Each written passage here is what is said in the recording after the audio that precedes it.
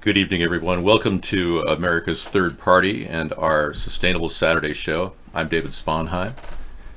This is also our anti-war rally, of course. That's fused into our Sustainable Saturday, but it kind of goes with the theme that we have to fix the environment for all of us. Now we're dealing with not fighting each other, really, even though, of course, Trump wants to start wars in Iran, Venezuela, wherever he wants to start wars. We have to build a planet that can sustain itself, and we can't be focusing on starting wars like the old two-party system. And that's what we have. We have a third party we're introducing to the American people. We believe in this third party. We believe that it can, in fact, stop the New World Order, who's trying to use and hijack our country to start wars. I believe the third party could possibly save us from the New World Order and eventually turn the New World Order into something of the past. You see, with the global communication we have and the ability of now communications being translatable very easily, voice to text, conversions for language, we don't need a one group of people running the world. We simply need to use global communications to our advantage, all of us. That means putting telepresence in Kim Jong-un's palace in Pyongyang and getting Microsoft and other companies to fuse together a plan to give the President of the United States the ability to talk to Kim Jong-un on a daily basis if need be, or a weekly basis.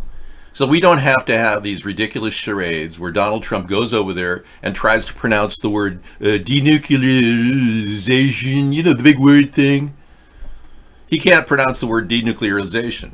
He can't even broach the subject with North Korea. And now North Korea is firing off more missiles, and Donald Trump was meeting with Shinzo Abe of Japan, and they're not happy in Japan with missiles being fired in North Korea, and Donald Trump acted like it's no big deal. It is a big deal. You can't even broach the issue of denuclearization because you can't pronounce the word, Donald. He can't pronounce the word. I'm not going to deny that. The guy can't pronounce the word. Have you heard him say denuclearization? I haven't. Thank you. So David Taylor. I got this at a thrift store for $5. Well, I've been trying to help by giving great ideas to our show, and Donald liked our show. He came into our show in 2012 on Ustream, and he actually hung out, and we have proof of that. And we also heard him, later talking about my ideas like they were his. And at first I was thinking, well, I'm willing to put up with this.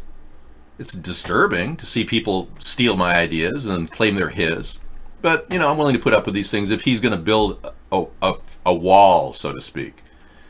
Here we have the 1,000-mile container fence, which he won't even build. I came up with this idea this past year, but I had the 1,000-mile fence idea in 2008. That's 10 years ago. Had I been president in 2008, that would have been built. We wouldn't have had a problem with Donald Trump now sanctuarying cities everywhere, using these things as a dump point, relegating people to living in the streets of Chicago with the new mayor Lightfoot, who seems to welcome the idea. I mean, it's ridiculous. We wouldn't have all these illegal aliens coming into the country if we had built this fence the way I wanted to back in the day, but now I have to come up with a container fence as an alternative because all Donald wants to do is profit from the fence. So there we are.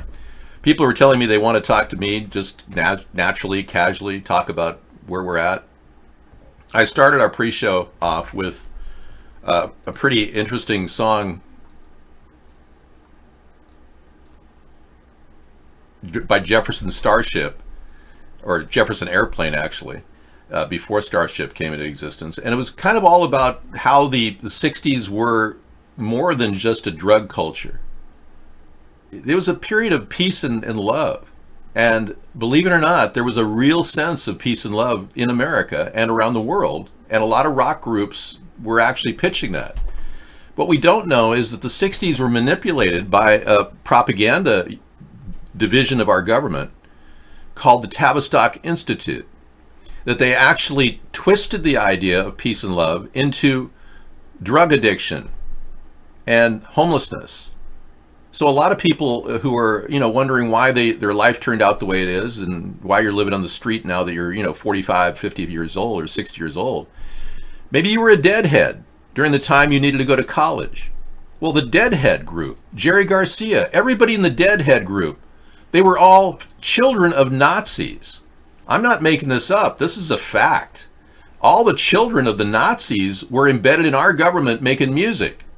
Even back in the 60s, there were military families that had kids that were all in the rock and roll group. So some of them were like fake rock and rollers. Jim Morrison's father was the commander of the vessel that was allegedly attacked by the North Vietnamese that kicked off a war that killed 4 million people. That's a little coincidental, don't you think? Jim Morrison's father was the commander of that vessel. So a lot of really deceptive things have happened in our country that most people are completely unaware of the power of the Tavistock Institute. They currently get $7 billion a year through the NSA budget. And they also receive money from MI6 and other companies around the world for specific work. What do? They propagandize and control the minds of the people. And why are they doing it? Because they are capable of doing it. Who would pay them to do that? Anybody who wants to secure their power and make sure that people are a bunch of babbling idiots. So we're up against brainwashing, propaganda, and God knows how many lies that the mainstream media is engaged in daily. And then we have a guy who somehow globbed onto a word that CNN came up with, fake news.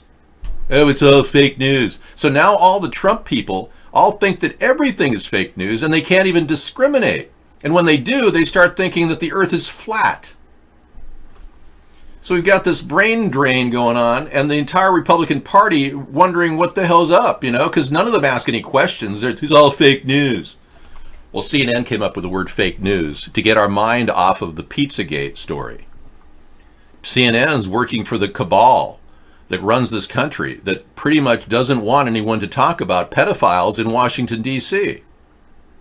So CNN used the word fake news when describing Pizzagate, which is actually a really good investigation into pedophilia in our government and in Hollywood.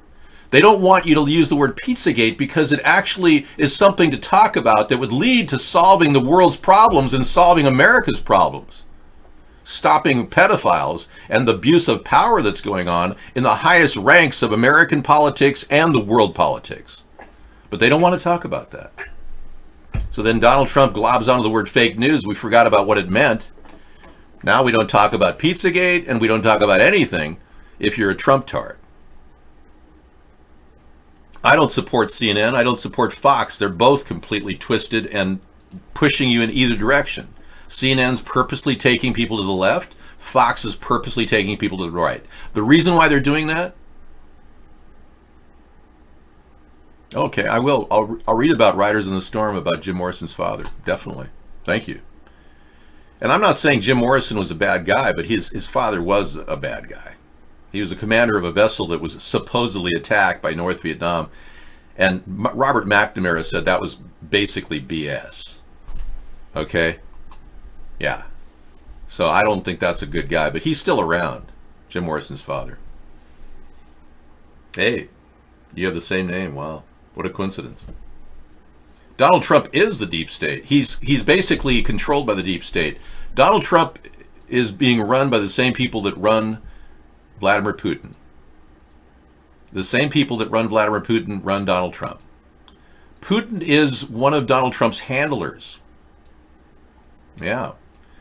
Putin is a very rich guy. He's got $200 billion. He's one of the greediest capitalists in the communist nation of Russia. He simply loves money. And that's why he secured his power. He's basically a greedy guy, just like Donald Trump is. So they control these puppets through the power of money. You should know that. Ben, you're not really here, and this president isn't a great man. He's a babbling idiot who is lying through his teeth and now destabilizing relations with China. Don't give me any raving reviews of Donald Trump. All I get is this guy's now acting like a total liar. Everything he does looks like he's cheated. Everything he's doing, including trying to attack the people that tried to defend our national security against Russian involvement in the election. Oh, that's going to play out really well. William Barr is going to try to assemble a case against Democrats who are simply trying to defend our nation against Russia. Oh yeah, that's going to stick. The only one that might stick is Strzok, the guy that culled 35,000 emails down to 3,500. That guy looks a little suspicious. And I welcome Donald Trump prosecuting Hillary, but he hasn't done anything. That's why he's deep state, Ben. If Donald Trump was to go after anyone, even Elizabeth Warren, on the DNA case, and by the way, that's my idea, to have Elizabeth Warren take a DNA test. Donald took my idea and announced it as his, and now won't even prosecute Elizabeth Warren for lying and perjuring herself to get all that money to go to college and become a professor, a minority professor. That woman needs to go to jail, not run for president. And if he were running the presidency properly, there'd be charges filed against her right now. Same with Hillary Clinton. So don't tell me Donald Trump isn't deep state. Okay, so let's just talk naturally. As if today's a casual Saturday, you know. I don't read anything from Nazis or from communists. I don't read agendas. I read the Cliff Notes. I never read the book, no. What I know about Marxism is essentially from listening to Marxist professors espouse Marxism in my classes at UCLA. I don't support Marxism. You're ready to have a fun time, Joe, and blow some M80s up? Wow. Don't get near those and blow your eardrums out. Backyard massive explosion in Australia as meteor explodes with force of a nuke. Wow. Okay, let's take a look. Guys, literally unbelievable.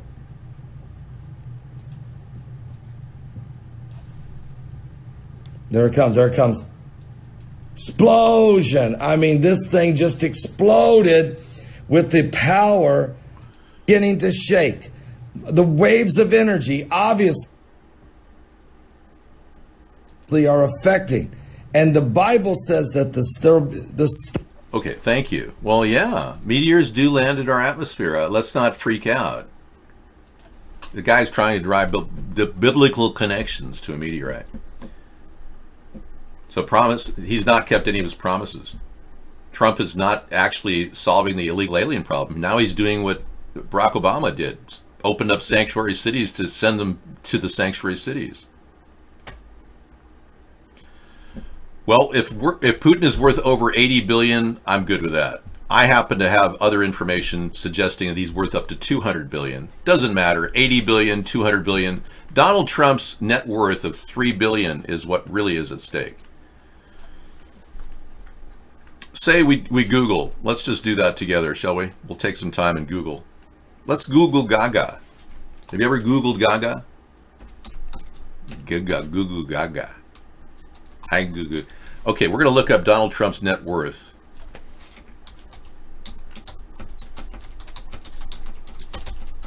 This is off Google. I'm not making this up.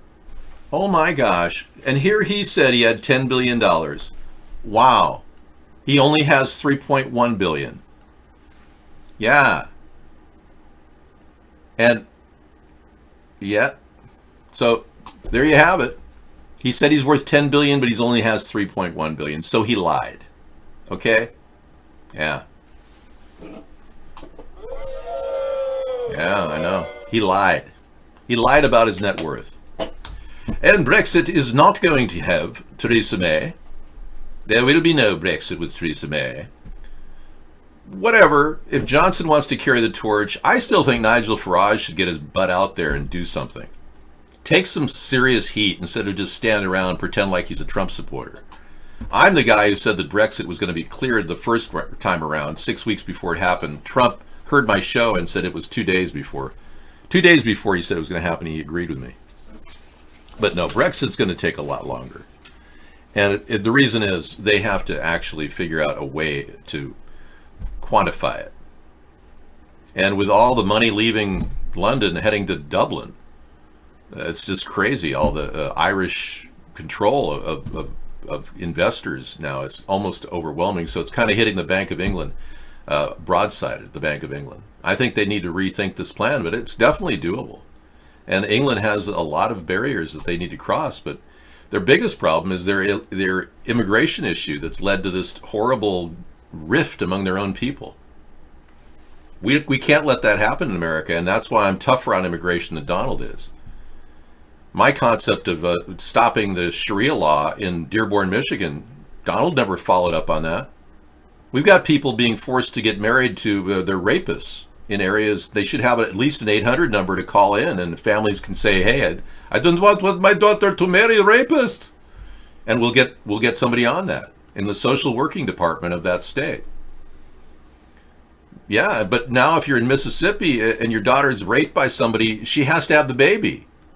Are we becoming a Sharia law state too? In Mississippi? I mean, come on.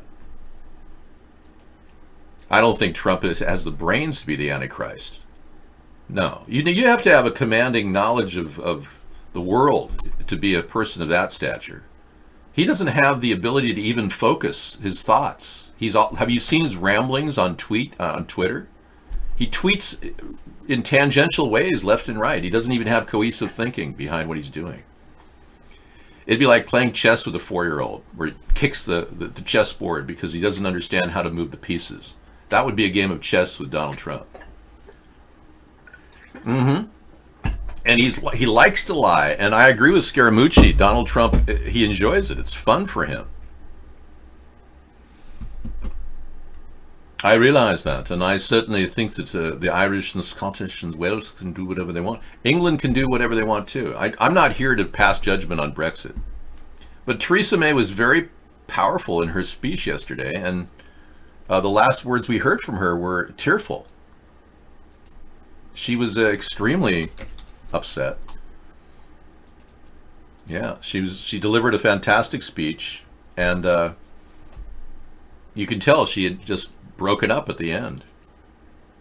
Her final minutes, as you know, she hasn't left yet. She got till June something, but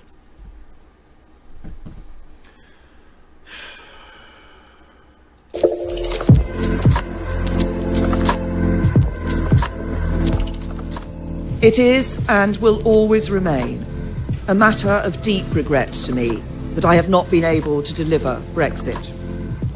It will be for my successor to seek a way forward that honours the result of the referendum. To succeed, he or she will have to find consensus in Parliament where I have not. Such a consensus can only be reached if those on all sides of the debate are willing to compromise.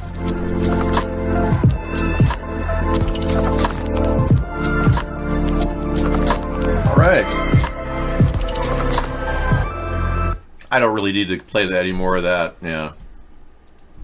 Hey, Joey. Joey X.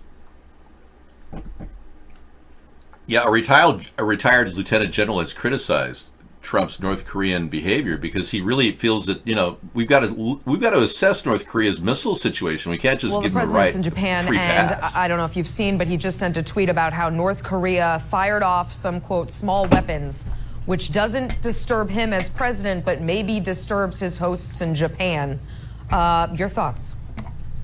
Yeah, I don't know. To be honest with you, there are so many things he says versus being placed in a situation where he has to actually act. I'm not even sure what that means. I don't think he should be looking at it from the standpoint of imminent danger. He should be looking at it from the standpoint of how is it affecting what his strategy and his policy is. Yeah. Since we don't know what his strategy and his policy is, we don't know. But yeah. It's not a case of imminent danger. It's actually what is working and what's not working. Well, the president's in Japan. Exactly. But bear in mind, he is really smart. Does President Is Donald Trump an intellectual? Trust me, I'm like a smart person. I went to the best colleges, or college. I went to Wharton. I had a situation where I was a very excellent student. I'm a person that very strongly believes in academics. I was a nice student. I have a very good brain, and I've said a lot of things. I understand things. I comprehend very well. Better than, I think, almost anybody. I'm very highly educated. Hey, you know, Eric for Good said, is Trump that stupid to downplay North Korea firing missiles down on his face close to Japan? Yeah, apparently so. Remember, Kim Jong-un said that he had nothing to do with Otto Warmbier's death. And Donald believed him, and he said openly he took Kim Jong-un's word on that. Now, Kim Jong-un has killed 350 people unnecessarily. Yeah, maybe some of them were guilty of something, I don't know. But his girlfriend, he killed for doing a soft, light, erotic film, along with 16 of her top entertaining friends. He just killed his old girlfriend. And he has the souls of 350 people on his head. 350 people dead because of Kim Jong-un. And Donald Trump takes his word for it that he didn't kill Otto Warmbier. I mean, come on. I mean, you got to be kidding. Donald Trump is now kissing Kim Jong-un's ass? Come on. What is this, a joke? If we want to get respect from the Japanese people, we have to have a firm hand in these negotiations. And like I said earlier, I'd rather open up a dialogue on telepresence with Kim Jong-un, where I don't have to go there and meet him in all the pomp and circumstance. And I must tell you, Vladimir Putin set these meetings up with Kim Jong-un, all of them. Singapore, Hanoi, and this new one.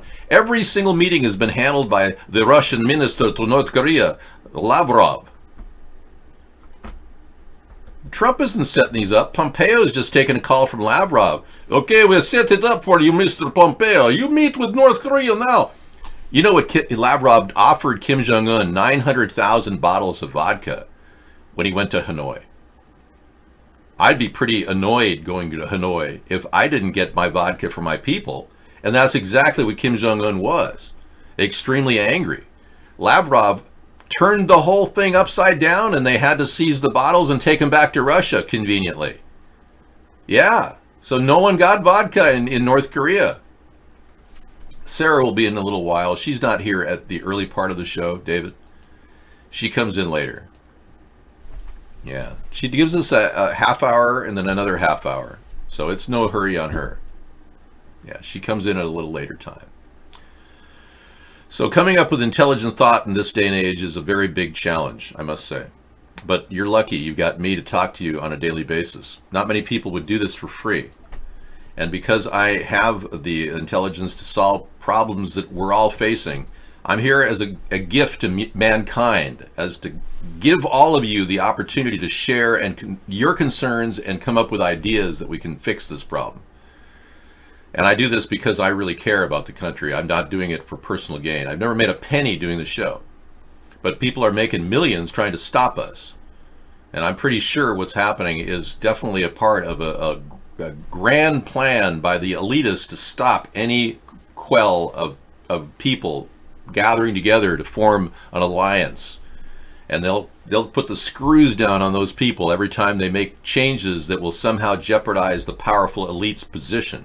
And right now, they're shitting bricks, to put it plainly. They don't know what to think of this.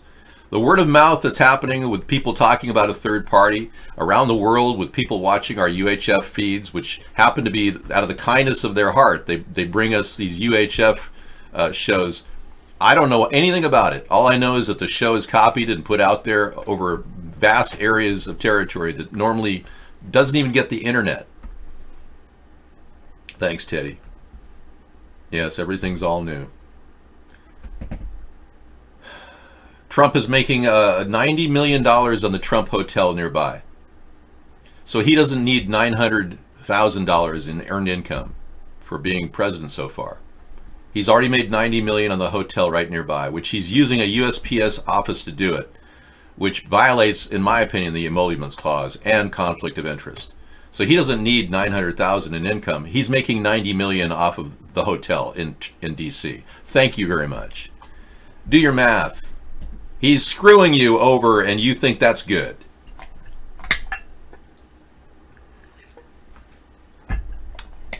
Now, Facebook has defended their position on not pulling the very offensive video about Pelosi. That's why they took it down.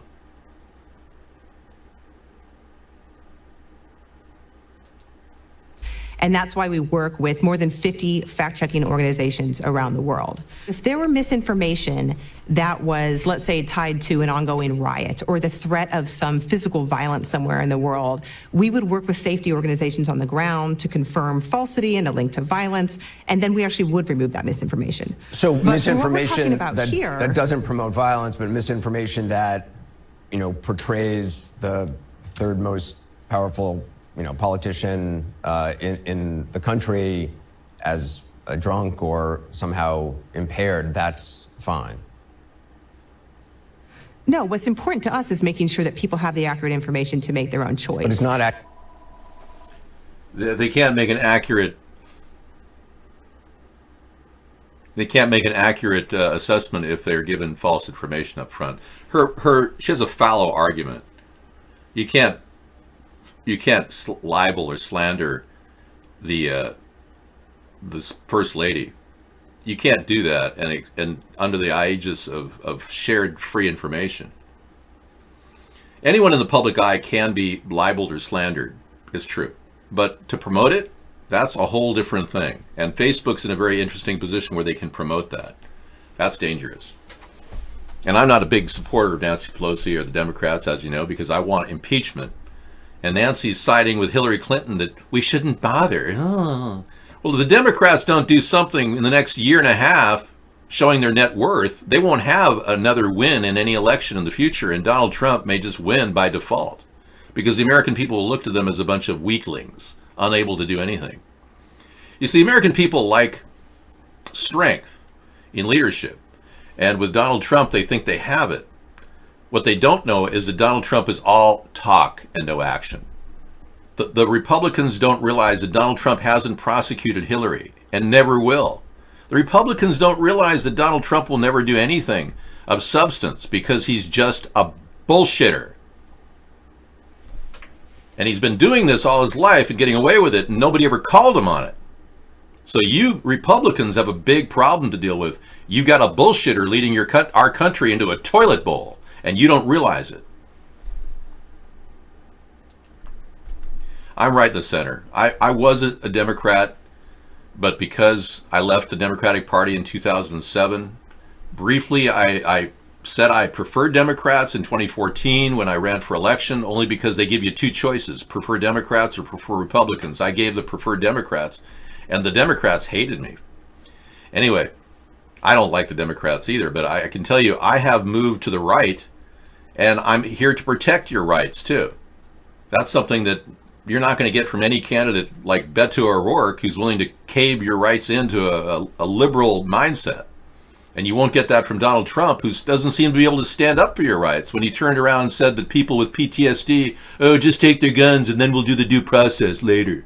He doesn't care about your rights, and I do.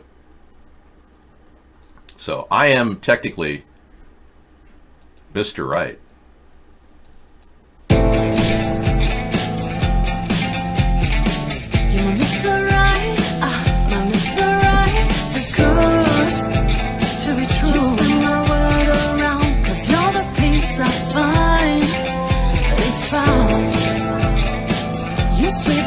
My feet, my heart stops to beat, cause you make me melt away. My Mr. Right, too good to be true.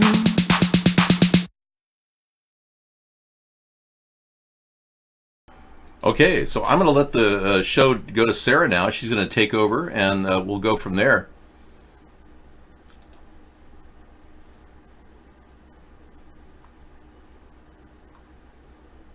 Thank you. Okay, yes, I can take over. 47 states call on Betsy DeVos to forgive student loans for disabled veterans. Wow. How do you feel about forgiving federal loans? I think we should amalgamate all the loans into one single solid fixed rate loan that people can pay right away. I think that's the best way, so people are still accountable.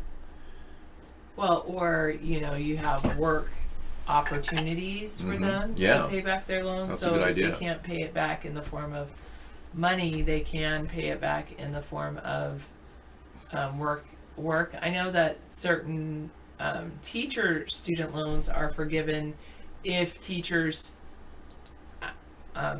work in certain school districts that have different qualifications than other schools. So certain schools have what's called Title One, are Title One schools, and those schools basically have more students who qualify for free and reduced lunch, so they're greater poverty. And if they have that qualification, then certain teachers can get partial loan forgiveness for working in those types of schools for a certain number of years. Exactly. Yeah. So that's, but there's other that's just teaching, but there's other instances where we could use workers, and so something similar could be. Yeah, having them, like doctors could, if we had fast-tracked a doctor program where we could integrate doctors into a public hospital system, and we could get the doctors trained within 4 or 5 years out of undergrad, they could be a doctor in 4 or 5 years. That would be like a government operation to actually give people a free education in medical school, and they can pay it off and work.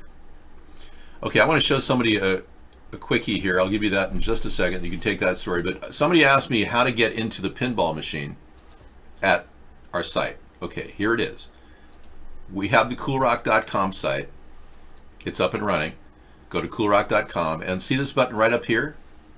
It's right over in the far right corner. Hit that button right there, Web Oasis. It's a really cool button. And then this drop-down menu takes you to the arcade right over on the side. And go to the arcade, and then there's the pinball machine right there. Okay, or I will just link them directly. Okay. Here's your pinball machine. There's your pinball machine. All right, yeah, you don't have to necessarily go to Cool Rock and then go to Web Oasis and then go to the pinball drop-down menu. You can just basically go directly to it. All right, thank you. Now, are you on something happened with Periscope, it seems? No, I'm on Periscope. I was up and running, but there was a problem getting in. We've got 3 people watching. That's good news. Thank you, guys. We do check Periscope. We'll leave it up for you to chat in if you do have something to talk about. Thank you. Much love for coming into our show. We'll be back. I'll be back in a bit. I'm going to make some dinner. Thank you. Oh, and let me see if I have that corner over there. Yeah, that's that screen right there, in case you need it. That's the desktop screen. Got it. All right. Thank you. Maybe I'll move it up. And we're also on Skype. If you want to contact us through Skype, we have a VPN, and our IP is completely shielded. So we have @third-party if you want to join us at Skype. Okay. Where are you from, David, that you think Americans have lovely accents? Because in America, they often think people from the UK have lovely accents. You're from Wales. I wonder if it's the feeling is mutual.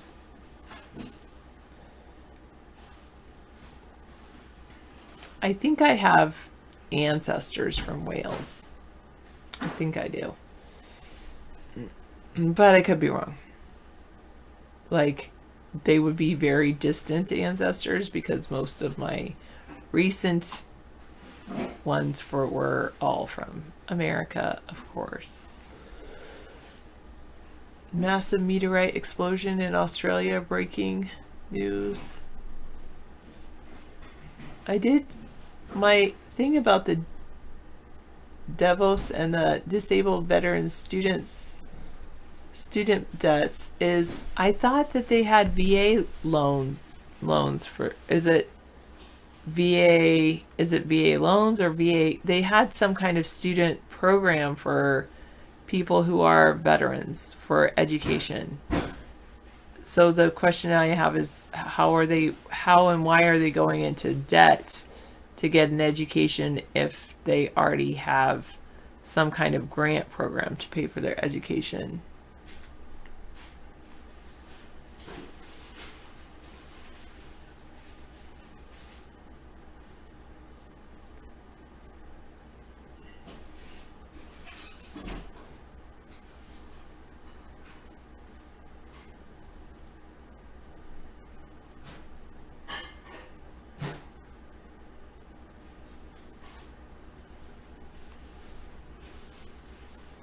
In April last year, DeVos announced a new partnership between the Departments of Education and Veteran Affairs that would match borrowers in the Department of Education record systems with disabled veterans in the Department of Veterans Affairs record systems.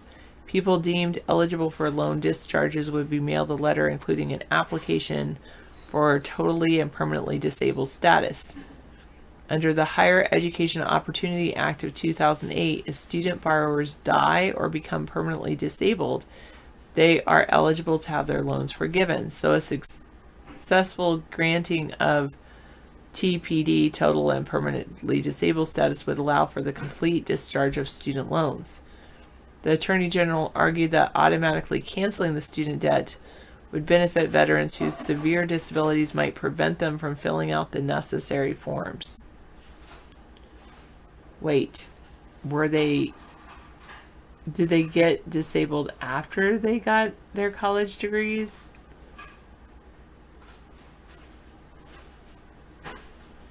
Yes, I do know what rugby is. I mean, it's a little bit different than our football, but the ball is similar in shape. I do often ask David to scratch my back. There's this awesome tool called a back scratcher. Let me see if I have it in the other room. I'll be back in 2 seconds. Okay, maybe 3 seconds.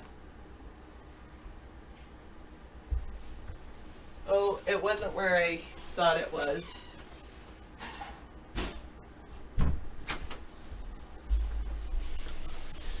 There's this really cool thing. I think you can get it at the at like one at like a dollar store or something. It's kind of like this but smaller, and then you use this to scratch your back. I have not heard of the All Blacks. Is that a rugby team? They're the New Zealanders. Oh, I can't do that anyway. But you do that, and it has a little hook. The back scratcher has a smaller hook than that, but then it can scratch your back. Ah, good job. You found a fellow rugby fan.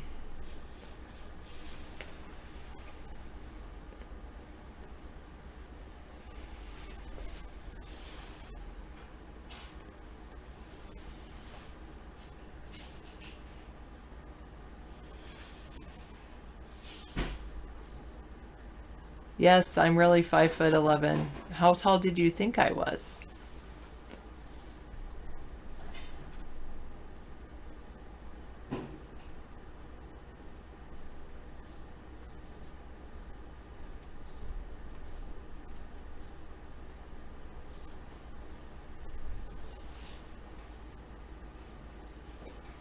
Yes, veterans' potential inability to take out other student loans in the future if their current ones were forgiven.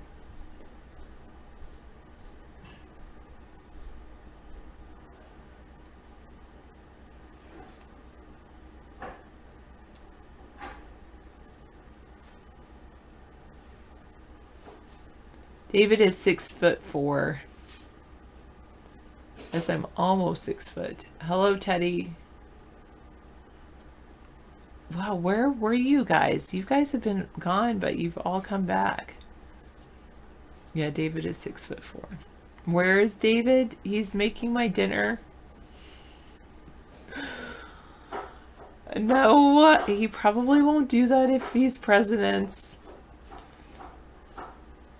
David and I don't often dance together. I think the last time we did that was 8 years ago in Las Vegas.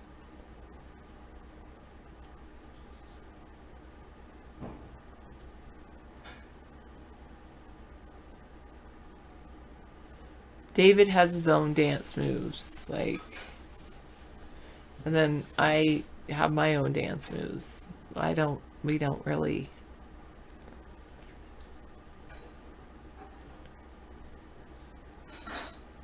Anyway,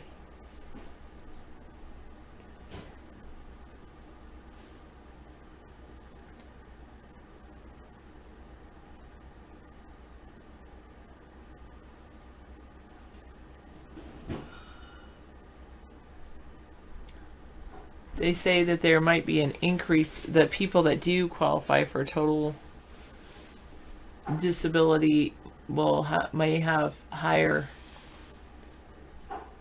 tax state bills.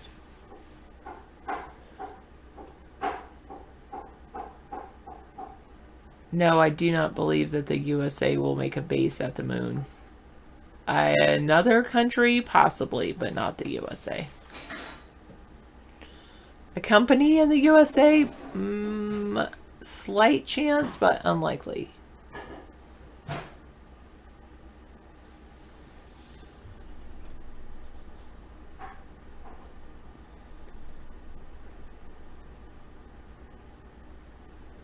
Money, climate, and Fox News. What do I need to know about the 2020 election so far? No.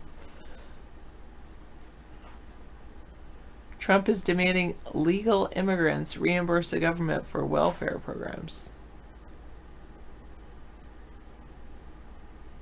Trump's Sharpie written notes have been photographed.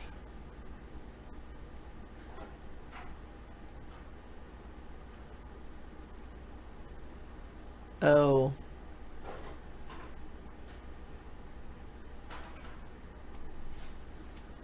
Distorted video of Nancy Pelosi edited to make her sound drunk is spreading across social media. Maybe evil dance to good. I agree with that.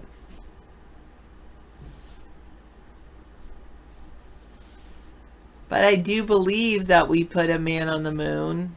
Bingo. Well, before my lifetime, that they put a man on the moon. But you're right, in my lifetime, no one has been back to the moon. Why? If you believe they put a man on the moon, like Sarah does. Oh, it's so cute. The rabbits are eating with the doves. Aww. That is so cute. They're like eating together The for dinner. rabbits. I gotta check this out. Sorry, people. You gotta see this. Oh, that's so cute. Isn't that the cutest thing? Yeah, our rabbits are eating. I could take the camera and show them. It's difficult to get the camera off of there. Oh. And it then has to stretch. You want to unhook the camera? Okay. Let's dislodge the camera and then lift it up there. I don't know how far it'll stretch, but just go sideways that way.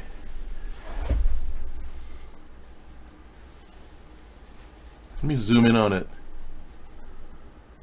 Yeah, let me zoom in on it. Hang on. Should I go up above? No, just leave it right there. I'm going to zoom in on it. Go down a little bit. Tip down a little bit. You can just see the dove there in the corner. The corner? Which corner? I mean, that you're looking right at it, but that's as close as I can get.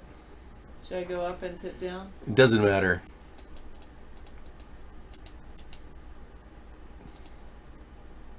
The chroma key is affecting it, I think, a little bit. Let me drop it off chroma key. Let me try it again. Hang on. Okay, right there. Yeah, that's about as close as you can get. There's two little rabbits sitting with a dove, and you can see the dove moving around. It's the cutest thing. Oh, yeah. Isn't that cute? See, I'd show the lettuce we were growing on the deck there. Isn't that cool? Do they see that? Yeah, they can see that.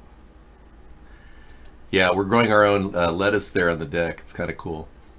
All right, so we're going to come back out of the show. Let me get you to the camera position. Go back to chroma key. And we should be up and running. There we go. Oh, I got to zoom in.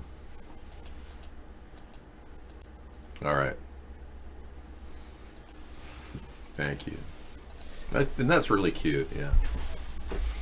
Yeah, the pigeon and the rabbits are eating together. They're under the bird feeder. It's a turtle dove, I think. Thank you. It looks like a pigeon, but yeah. It's not a pigeon, it's a dove, you're right. It's a mourning dove. Mourning dove? Yeah, mourning dove. They're beautiful. Yes, I'm glad you like our little garden. Thank you. Yeah, we used to do our show sometimes in the summer. We did our show in the backyard. Maybe we'll do that again. We'll see. Yeah, a garden cam we can cut to during the show. My garden at school is even better than my garden at home. Well, he got it cooking, simmering, and then it's just cooking on its own. Yes, it's my home as well. Well, it's David owns it. I just live here. What is PTZ, like a time camera or something? But I enjoy it here. And I love this place. It's kind of magical.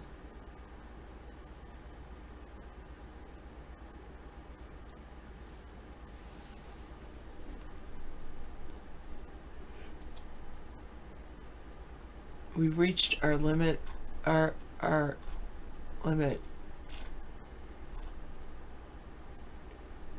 Trump is trying to blackmail Congress.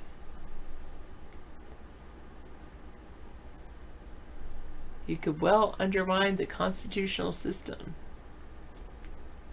True.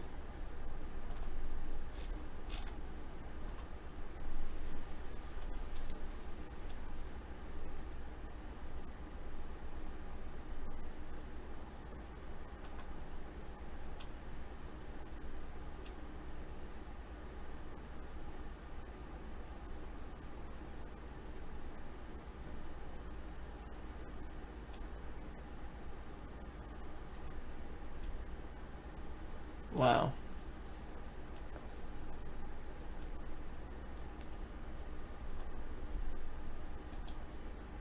Hey, I just went to that one. Okay, where's that? Is that it? That's all that... Oh, that's just the headlines.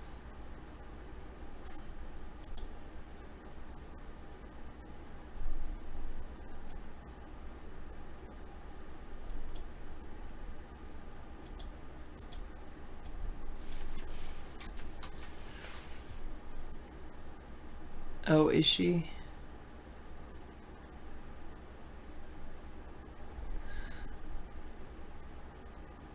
No worries, David.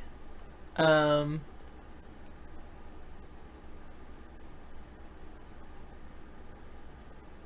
pan tilt zoom camera that I can remotely move the camera. That would increase the interest of the show. That's true. 1,000%. If I had a pan tilt zoom camera. That's true. How much are those? $1,000.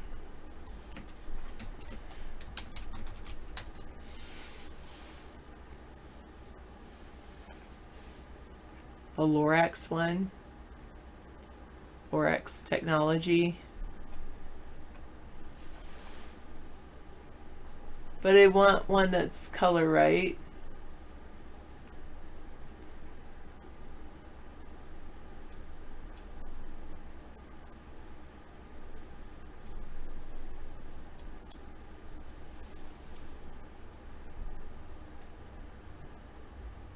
You love grapefruit IPA. I don't drink alcohol, so.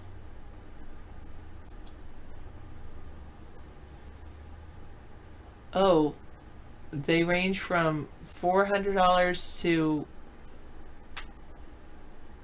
well, wait, there's a $47 one, but that's inside. An outdoor one is $400. Ring alarm.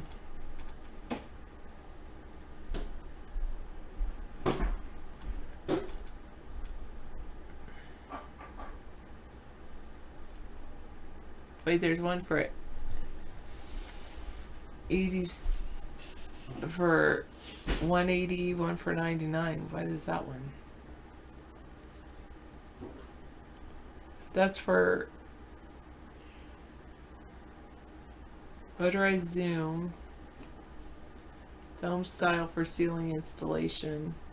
Then figuring out how to cook it all up, that would be. It's the secret for removing the censoring of the show. It all depends on the quality of the video, true.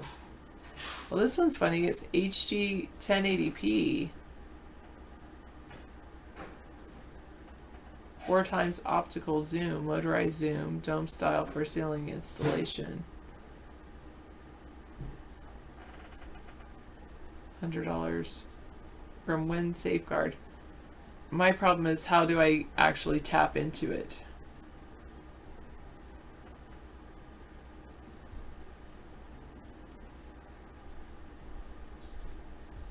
Vaughn has an animal nature section. I could be on Vaughn 24/7. Get some lawn chickens also.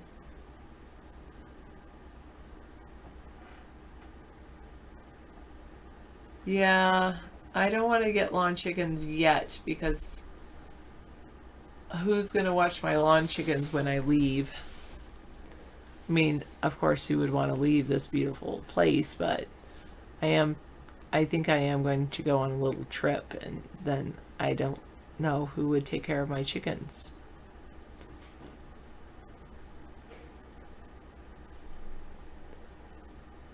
Oh yeah, not gonna happen. Not gonna zoom in on neighbors' windows. No, I believe in privacy. I'm gonna go see some friends. Take David with me, maybe. He needs a vacation. Our birds and bunnies are nice too. Okay. Good to know. I'll think about it.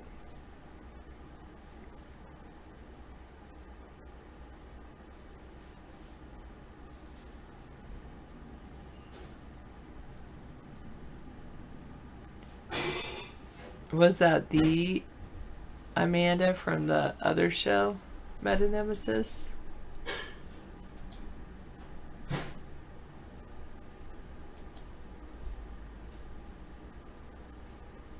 Oh, I have to be 18 or over for that community? No, thanks. I don't want to go into a place where I need to be 18 or over.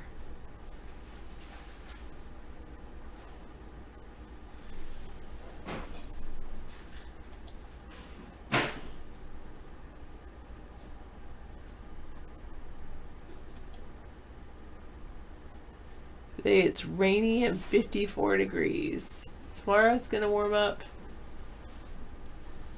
Back to sunshine for the rest of the week. Okay.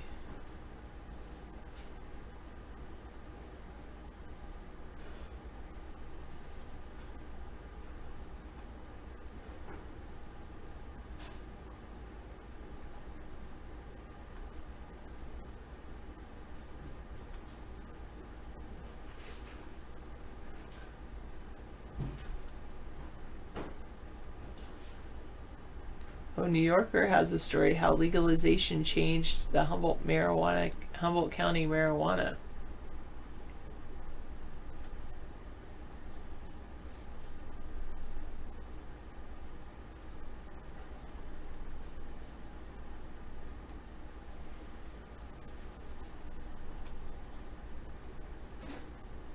They have a capitalism camp for kids. Man. Okay.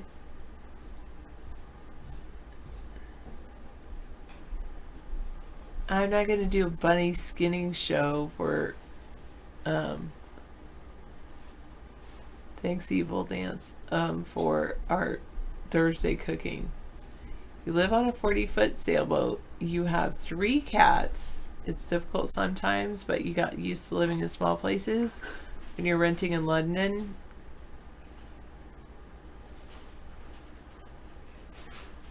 no, being a stoner really is not that important. Well, well, well, pirates here. Beyond the hype of lab-grown diamonds.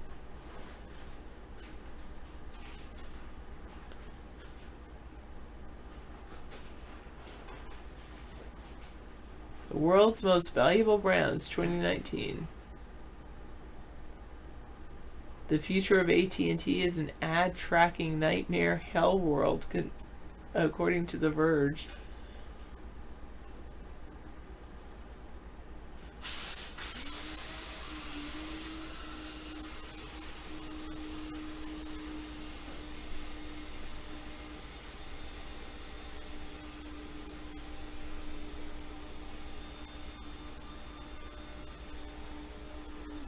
help David out if I can. What do you mean?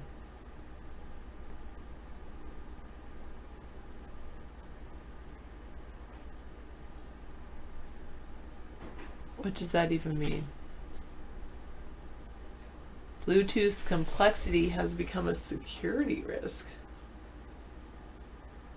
They grow the nation's food, but they can't drink the water.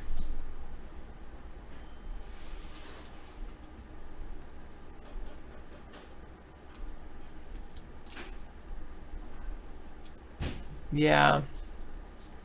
Got it, David.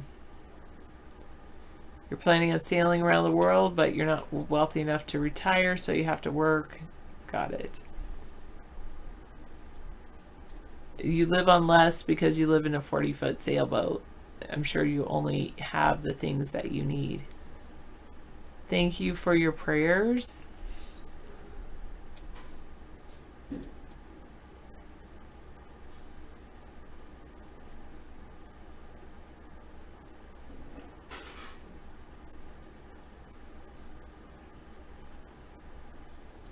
Bottled water at the home of East Orosi, California. The failing water systems in the state of California are most heavily concentrated in the small towns of the Central and Salinas Valleys, the key centers of agriculture. Water is a currency in California. This is a New York Times article. This is really good. Thanks, Zenu.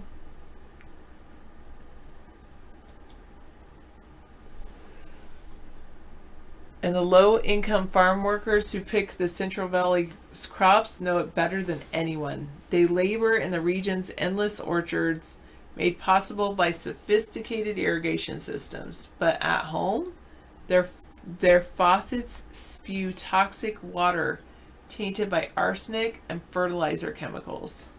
Clean water flows toward power and money, says Susanna De Anda, a longtime water rights organizer in the region. She is the daughter of lechegueros who work in the lettuce fields and helped make California one of the agriculture capitals of the world. Homes, schools, and clinics are supposed to be the safest places to go, but not in our world. As she spoke, she drove through several towns where tainted water is a fact of life. Here in the state's agriculture center, in the foreground along State Route 201 were miles of lush orange groves and dairy farms. There were miles of those. Spotted out the passenger window of her silver Toyota was Stone Corral Elementary in the town of Seville, where century-old pipes contaminate the tap water with soil and bacteria. The school depends on grant money to pay for bottled water for students.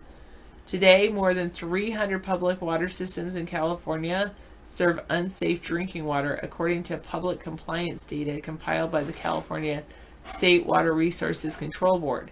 It's a slow-motion public health crisis that leaves more than 1 million Californians exposed to unsafe water each year, according to public health officials. Wow.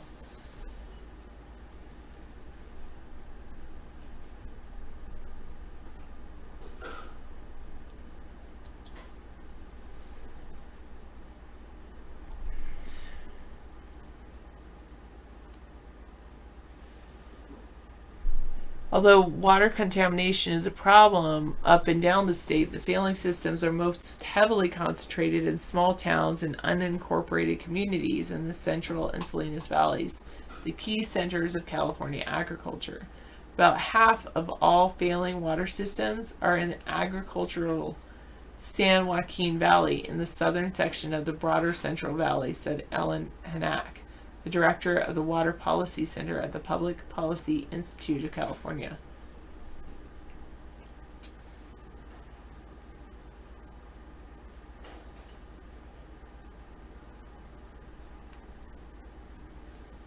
Governor Gavin Newsom has proposed a tax of about $140 million on urban water districts in the agriculture industry to pay for redevelopment in districts serving unsafe water.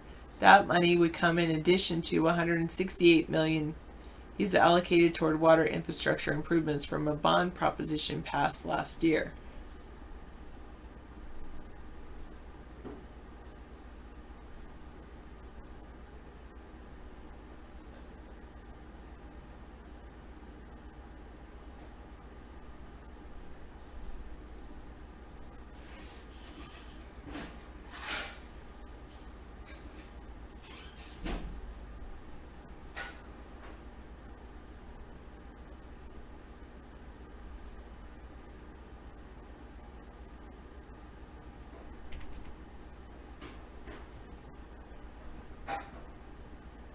I'm just reading the chat room. I'm okay. Some have bristled at the proposed tax, given already high tax rates in the state and the budget surplus of more than $21 billion. The Association of California Water Agencies, whose members provide an estimated 90% of water distributed in the state, has spoken out against the governor's proposed solution, arguing it would affect the cost of living in an already expensive California. You mean it would affect the people that rely on you to serve bottled water to them?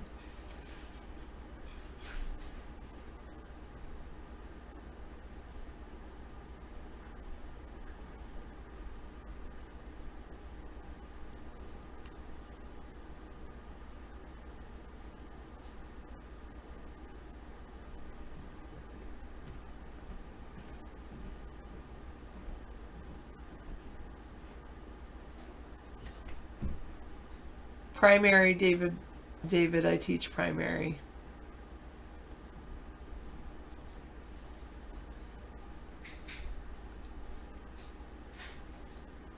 There's agreement with everyone involved in policy that there is a problem and it needs to be solved, said Cindy Tuck, the group's deputy executive director for government relations. But we think it doesn't make sense to tax a resource that is essential. That does make sense.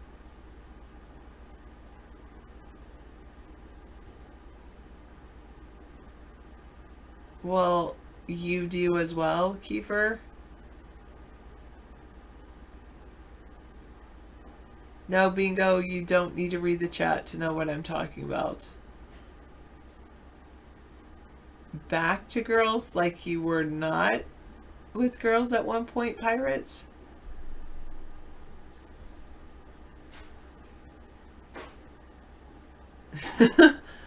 Yeah, it's pretty funny, Junkets.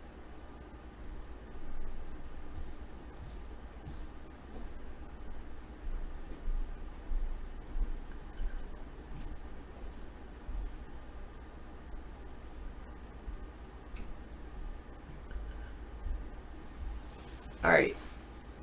State Senator Melissa Hurtado, a Democrat representing the Fresno area, whose district is severely affected by tainted water, said she would like to see more money allocated for infrastructure spending, but believes a tax on water is a non-starter.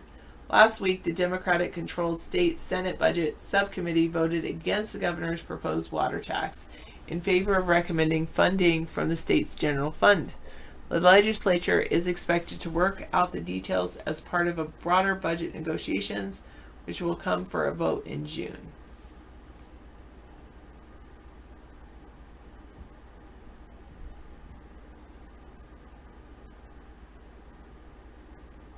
How do you try to do that? I don't understand, Pirate.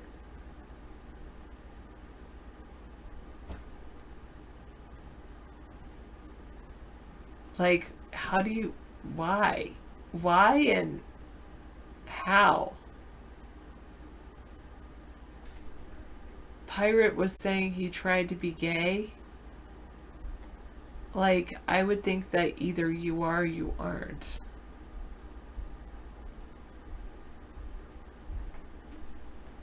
How does he earn his money? And get all of that for free.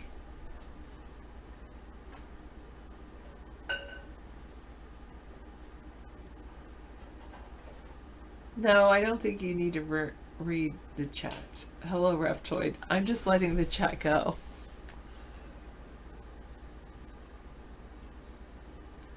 So he gets money from people like you? No.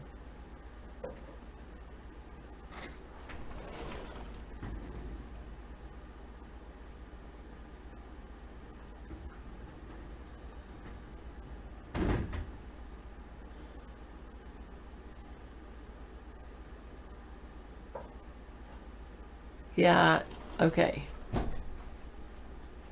No.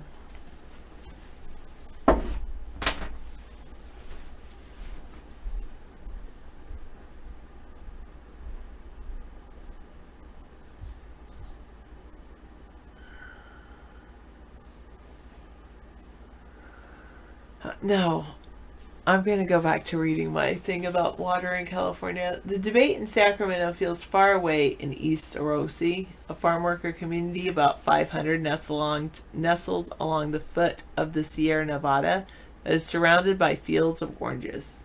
There, residents complain of conditions that resemble the developing world, not the richest state in the nation. Fears of nitrate exposure in the tap water, which numerous studies have linked to an increased risk of infant death, and at high levels an elevated risk of cancer in adults, compound other difficult realities like faraway grocery stores and doctors, grueling work conditions, and a lack of political clout.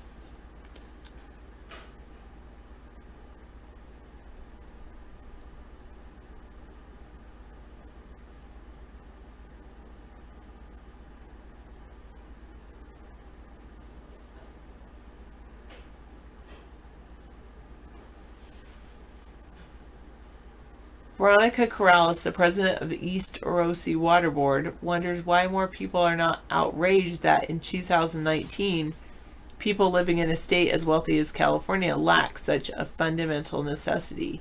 Everyone is saying, America first, but what about us, she said. Many factors have led to the groundwater contamination reflected in the state's data, but public health experts say the region's agriculture industry has played an outsized role. Chemical fertilizer and dairy manure seep into the ground and cause nitrate contamination, like the kind plaguing East Orosi. Such contamination, which is common throughout the valley, takes years to materialize and even longer to clean up.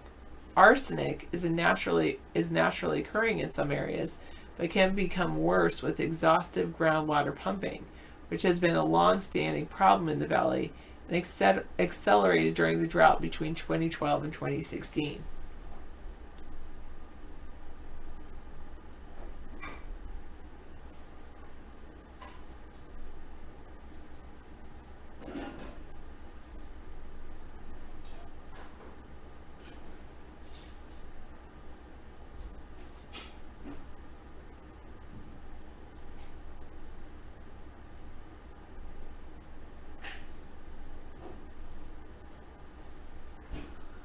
I am. That's true, Mad Dog's backyard.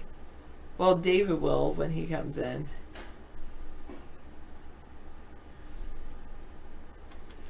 Arsenic is... Oh, wait. It is exceedingly difficult to say with certainty whether any illness is directly tied to specific environmental factors, including contaminated water. But an article published last month in Environmental Health, an academic journal, estimated that 15,500 cases of cancer in California could occur within 70 years because of unsafe drinking water. For years, Martha Sanchez and her husband Jose, who live in East Orosi and make their living filling crates with oranges or picking cherries, have received notices from the local water system that their taps are unsafe to drink from because of contamination. The family spends at least $60 a month for tap water they can't use. Ms. Sanchez estimates, which is factored into the rent. To cook and wash dishes, Ms. Sanchez ladles bottled water into pots and pans from heavy blue jugs kept in the kitchen. She and her children shower using the water from the pipes, but she says it makes their skin itch. Some people around here drink it, Ms. Sanchez says. Here at home, I don't use it at all for cooking, not even for beans. Mrs. Sanchez's family is given 5 free 5-gallon jugs of water every 2 weeks, funded by a grant from the State Water Resources Control Board that was secured by Self-Help Enterprises, a community organization. But Ms. Sanchez says it's never enough to hold the family over, and they buy an additional 4 gallons.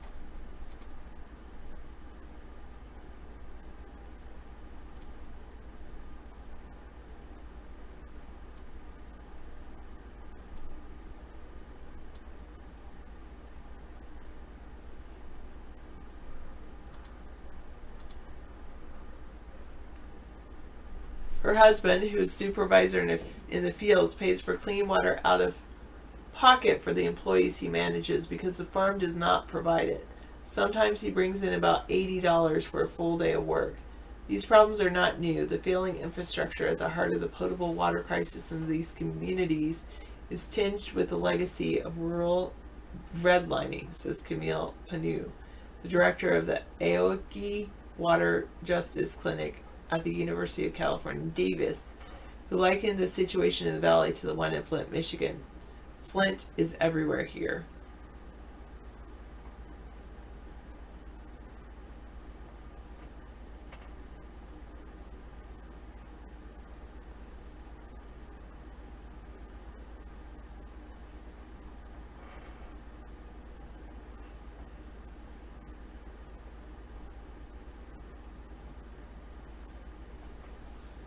The fact that more than 1 million Californians in 2019 have been left behind is really appalling, said Jared Blumenfield, the Secretary of the California Environmental Protection Agency.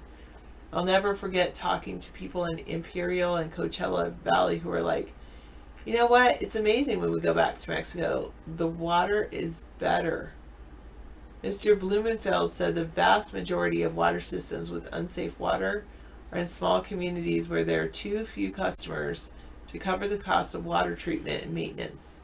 Laying even short distances of pipe can cost millions of dollars, which is sometimes feasible when costs are spread out among many people, but not so for individual families or when towns are especially remote.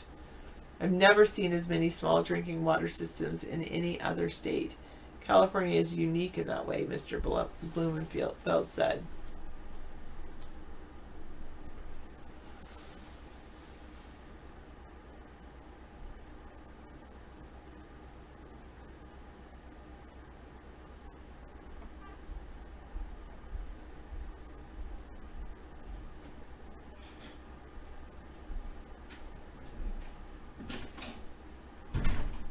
Laying pipe can be $10,000 for less than a foot in Vegas, you say, tape demand.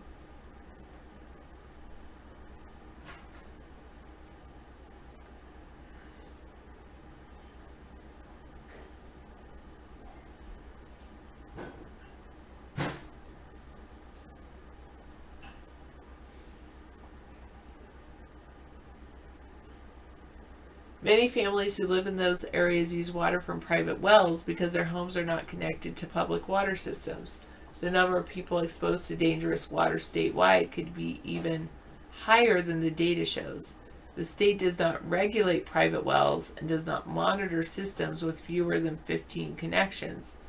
One solution for expanding potable water access could be for larger systems to absorb smaller systems, which would allow them to spread infrastructure costs across more customers. In the San Joaquin Valley, nearly 80% of disadvantaged communities without potable water are less than 1 mile away from other communities with safe drinking water. According to a 2018 report by the UC Davis Center for Regional Change, it's like that last mile of, we used to talk about the last mile of infrastructure for high-speed internet, but it's the last mile for water, safe drinking water. Sorry, you had a comment about lava, Jungit? Yeah, I believe you. Bingo says there's wells in the desert that can't be used because of the high salt content.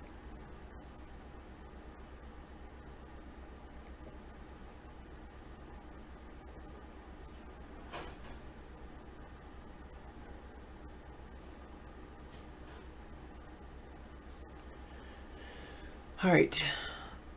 But larger water systems are often wary of absorbing the smaller systems. In part, they do not want to absorb the costs that come with overhauling dilapidated infrastructure, says Ms. Hannock, the Water Policy Center Director. Often, community members also worry that adding lower income customers from neighboring communities will leave them to foot the bill. The poorer customers worry they will have to pay rates they cannot afford.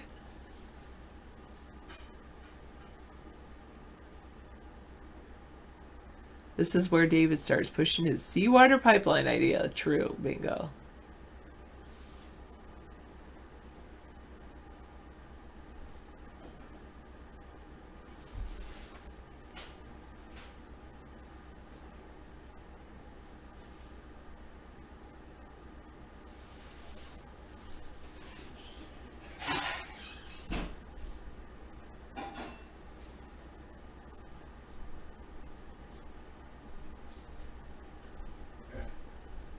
I'm not planning to barbecue this weekend. I don't have a barbecue.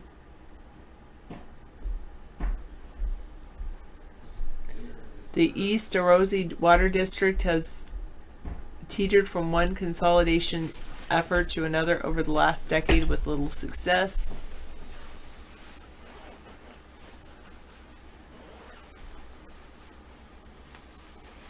All right.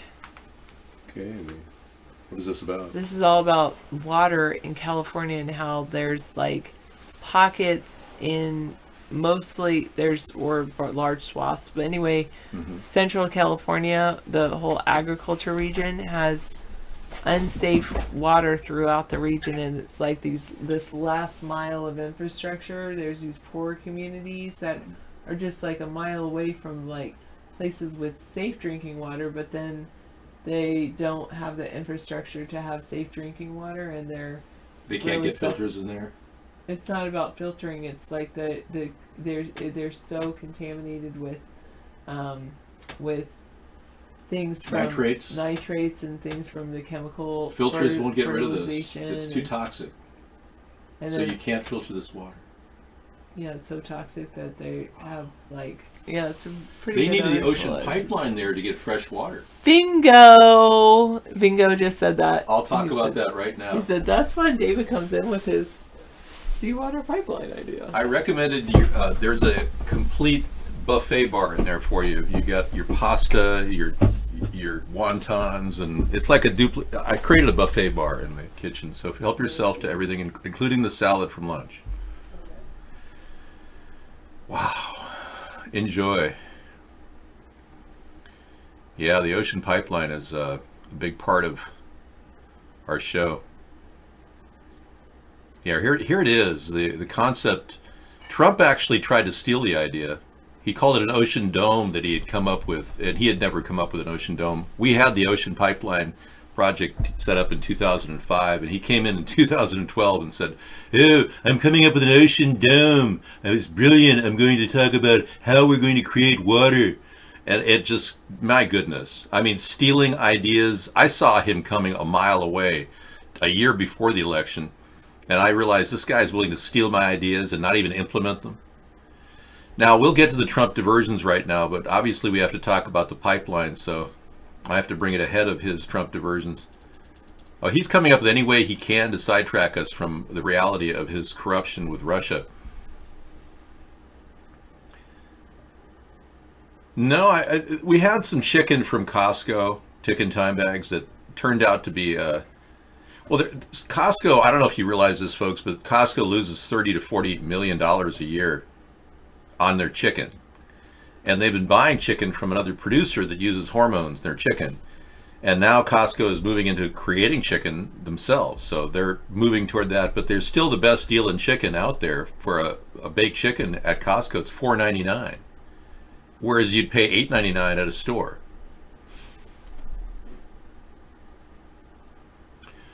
Mr. David, scientists are arguing about how the giant causeway in Ireland was formed. Well, okay. Do you have a link to that? I'll look at it. German songs, really. To modern day hits. Festive. Oktoberfest, yeah, but this is too early for your Oktoberfest there. It's May. Why are you bringing me Oktoberfest footage? David, build a 20-foot prototype and take it down the street to your ocean, pump some water, then talk about it. Already did it. I did it. It's on our videos. Yeah, we did a full 11x7 prototype. Yeah, nobody cared.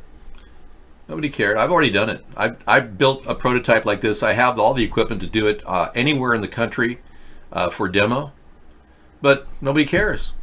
Yeah. Yeah, we managed to extract 3 gallons of fresh water out of our area, which is overcast most of the time. You can imagine what a really sunny area in California and the Salad Bowl, California, would get. A unit like this is 7 feet wide by 11 foot long, and it would heat up to about 150 degrees Fahrenheit. And what happens is on a sunny day, the seawater in the middle evaporates, and the dewdrops of fresh water collect here and into the reservoirs. And all you have to do is put seawater in the middle in kind of a vector shape area, so that the salt can eventually collect at the bottom, and then I was going to put a tube through the bottom and run a salt flush through there.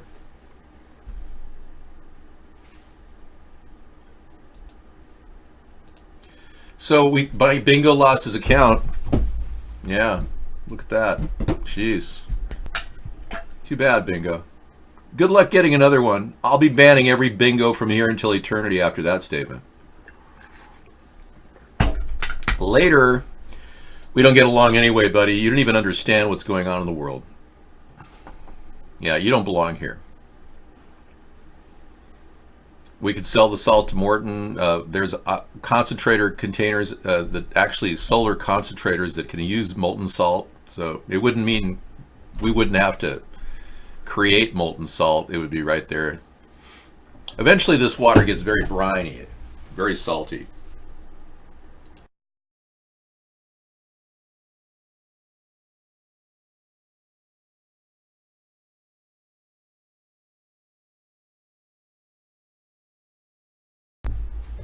So as you can see, I'm getting ready for the coming apocalypse.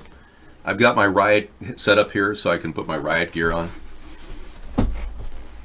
Yeah, it's pretty good to have a riot helmet just in case you have to be integrate into the riot police and look like them. I would never impersonate an officer. No, never. But you got to be prepared for the coming apocalypse. I mean, surely you guys have some protection, right? I hope you all have a firearm, one or two. You don't believe in ammunition, holding on to firearms. How many did you get? Multi-ball? I didn't get it. I haven't even played. Are you competing with me for pinball? I'm not a competitive pinball player. I play it for fun. So these poor people in California could really use this water. Yeah. Yeah, don't come up with another name like Bingo. I won't even accept you back in the room. Not after the years of battle we've had over your stupidity. Poor kid. Dogs eating out of a bowl. Her husband, who is a supervisor in the fields, pays for clean water out of pocket for the employees he manages. He's got to pay out of pocket for the water that his employees drink just to do their job. These problems are not new. The failing infrastructure at the heart of the potable water crisis in these communities is tinged with the legacy of rural redlining. Exactly. And the Water Quality Association in California is completely out of their minds. Why would I ban Bingo? Because he actually denigrated my idea. You didn't see that? You didn't see how he acted like the work I had done to create the Ocean Pipeline demo that he said I needed to create was just a cheap plastic piece of crap? You didn't see that? Yeah. Oh yeah. He denigrated the work I've done. I've got a video online I could gladly show you right now, but what's the point? My God. Sickening.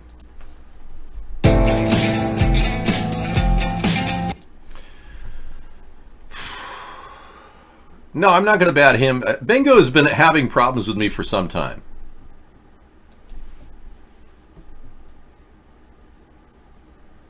Oh, you like the German beer? Okay, I'll bring in the beer hall songs. You like the German songs? I'll do that later. Hot Rails, what do you got?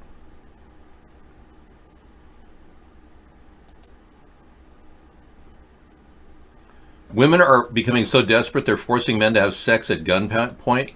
Now, this is an important Sustainable Saturday show discussion. All right, we'll have more on that in just a minute, as Brian said, but let's continue right now on the crime beat. This morning, a woman will face multiple charges after she attempted to shoot her date for refusing to give her oral sex. This is 19-year-old Anisha Speed. Police say Speed was at the victim's apartment in Baton Rouge when she asked him to perform oral sex for her. When he said no, she allegedly aimed a gun at him and threatened to shoot. The victim then jumped out of a second-floor balcony as she was firing. The officers found Speed outside of the apartment. She was taken to the ground and taken into custody. Did they find any speed on Speed? Because that's what I want to know. Was Speed on speed? Because I think many people could be on speed when they're doing that kind of thing. Speed isn't really a sex enhancement drug, is it? I don't know. I've never done speed, so I wouldn't know. Any of you meth heads could comment on that? Please tell me. Yeah, Bingo has the mind of a small kidney bean. And unfortunately, he can't comprehend big thoughts. So we can't really have Bingo in the show. And he's not a supporter anyway. He's a Trump supporter. And I'm going to be eliminating a lot of the people that don't support me in a couple months. As we segue toward the future in the 2020 election, we can't really afford to have people that don't support me in the room. Just so you know. Heads up for all you Republicans who continue to support Trump. I mean, you must be completely brain dead and retarded to continue to support a man who lies incessantly and then doesn't even follow up on his wish to build a fence. No, we still don't have a fence, do we? Did it cost you money to have the people in the room? No. I don't have any need for people in the room. That's the point. I could do the show with no one in the room because I have a worldwide audience. Most of the people can't get into the chat room. I could just literally do the show to a worldwide audience. It wouldn't matter to me. I mean, I appreciate the chat. It's a way of interacting with the show, and it helps me do the show.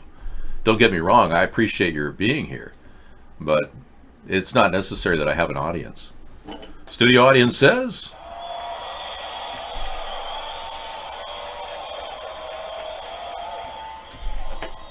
My program runs either way. I am fully functional on a daily basis, providing daily interactive virtual chat with interactive news and clips.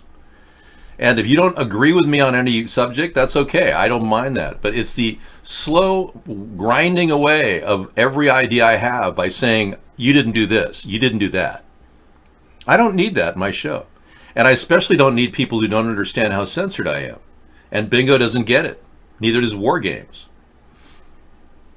Neither do you realize how much censorship there is honing down on this chat room. The reason why we only have, 20 people in the Vaughn chat room on a daily basis is because Mark keeps it that way. And you want to look at the numbers are picking up at Periscope. Thank you for watching me over there. But I'm looking at the number of guests that are sitting out there in Vaughn alone right now, trying to get, they'd love to get in, but they have to create an account, and Mark is making it impossible to create activated new chatters. So they can't even do that. And you guys can't see it because you can't even get to the site. Vaughn Live won't even open up for most people. I can't open it up with a VPN. I opened it up with an Ethernet connection right here. And look what Mark did. Important notice for signed-in users. Vaughn Live, wrong user info. I can't open it up with a VPN. I opened it up with an Ethernet connection right here. And look what Mark... So you're looking at... For a brief moment today, users were shown, and this was a couple days ago, but he still kept it up. Users were shown the wrong user info due to a third-party service enabling their proxy server solution without warning us first. I've talked to coders who said this is insane. This guy literally gave your email and your channel stream key away when you signed in. And we had to change our channel screen for that purpose. But when you go look at the Vaughn people that are watching your show, I've got 73 people right now that would love to come in and probably interact, but they can't even create a username because Mark has eliminated activated chatter's username dial up. So it's difficult for them to even get in. And that's not even a real number. The real number is way over that. We've got people who want to get into this chat room that can't. So I've put some people together. We're trying to get together an open guest chat room where none of your IPs are seen by anyone else.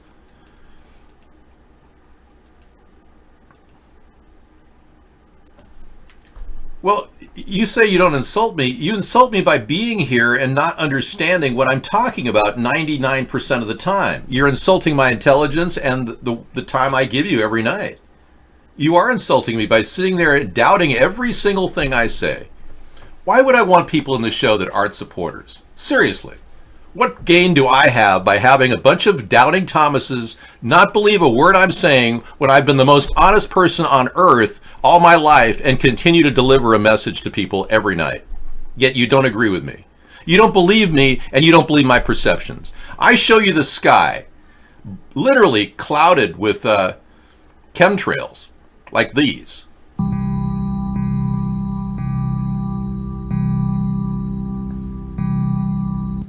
And you call that condensation of air. I show you the canisters that deliver the chemtrails in the skies, and you show that, you say that's just something they use to balance planes out. That they're using ways of moving liquids around in a plane so they can balance the planes out. I mean, your debunking attempts are a joke in this room.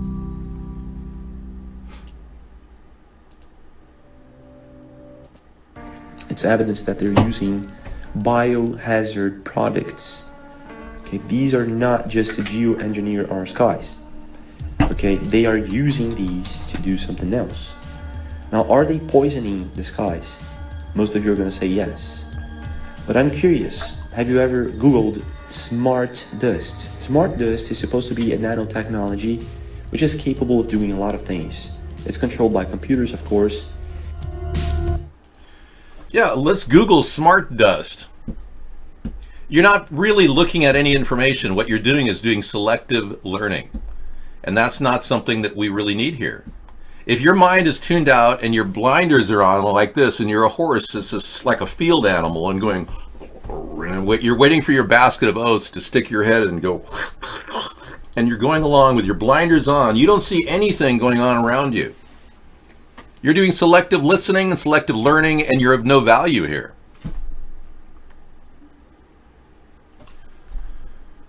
Okay, Cordy has some news. It's titled News. Oats are good when they don't have Roundup in it. But most of the oats now test positive for Roundup. Most of the oats out there are testing positive for Roundup unless it says organic on it. And here I have to inform you of this to make you sustainable in life. Now, most of you are eating Roundup, pissing Roundup. 93% of the U.S. population is pissing Roundup. You're not doing everything oats make you sick because they've got Roundup in it. Try organic oats and you might just be incredibly amazed. I had some organic oats from Scotland the other day, and they were like eating meat. It was like eating a meal. It was like, how can you make oats so great in Scotland? And they just have really good quality soil. But you get garden variety oats. Singapore turned away 30,000 pounds of Quaker Oats snack bars about 2 years ago because they tested positive for high levels of Roundup. We don't have a qualification in America for how much Roundup goes in your food at the market. We don't even have the standards that Singapore has. I think you have in 1 part in 300 of Roundup, they kick it off the shelves. Yeah, so there's a lot of people that are concerned about the quality of food that they're eating, and I think we have to all be aware of this. They're poisoning us slowly with the inept management of this planet and the mass agriculture system that has evolved. We have not seen a good, solid, clear direction by our National Food Directive, the Food and Drug Administration. They've become the Fraud and Death Administration, and they're more about intimidating people than solving problems of your food quality. Now, I marketed organic food back in the 80s, and I can tell you that without my help, you wouldn't see as many organic alternatives on the shelves. So I can honestly say I was a big part of that. I didn't profit a lot from it, but I got the word out, and I'm very proud to have done that. I know that the American people who eat better quality food will have less risk of cancer. And Sarah showed me or told me about a story she had yesterday in our show, and I didn't read the article, but she said that there's proof now that eating organic will lower your risk of cancer and disease. It's like, oh, wow. So think about it. It's part of the New World Order plan to depopulate, lower the population. That's right. And Monsanto is part of the New World Order. That's why the two parties won't say anything bad about GMOs. You don't hear Beto O'Rourke talking about genetically modified food or the dangers of vaccines. I have a great deal of respect for Robert F. Kennedy Jr. and what he's done recently to try to make us aware of the dangers of vaccines and how they don't really test it properly.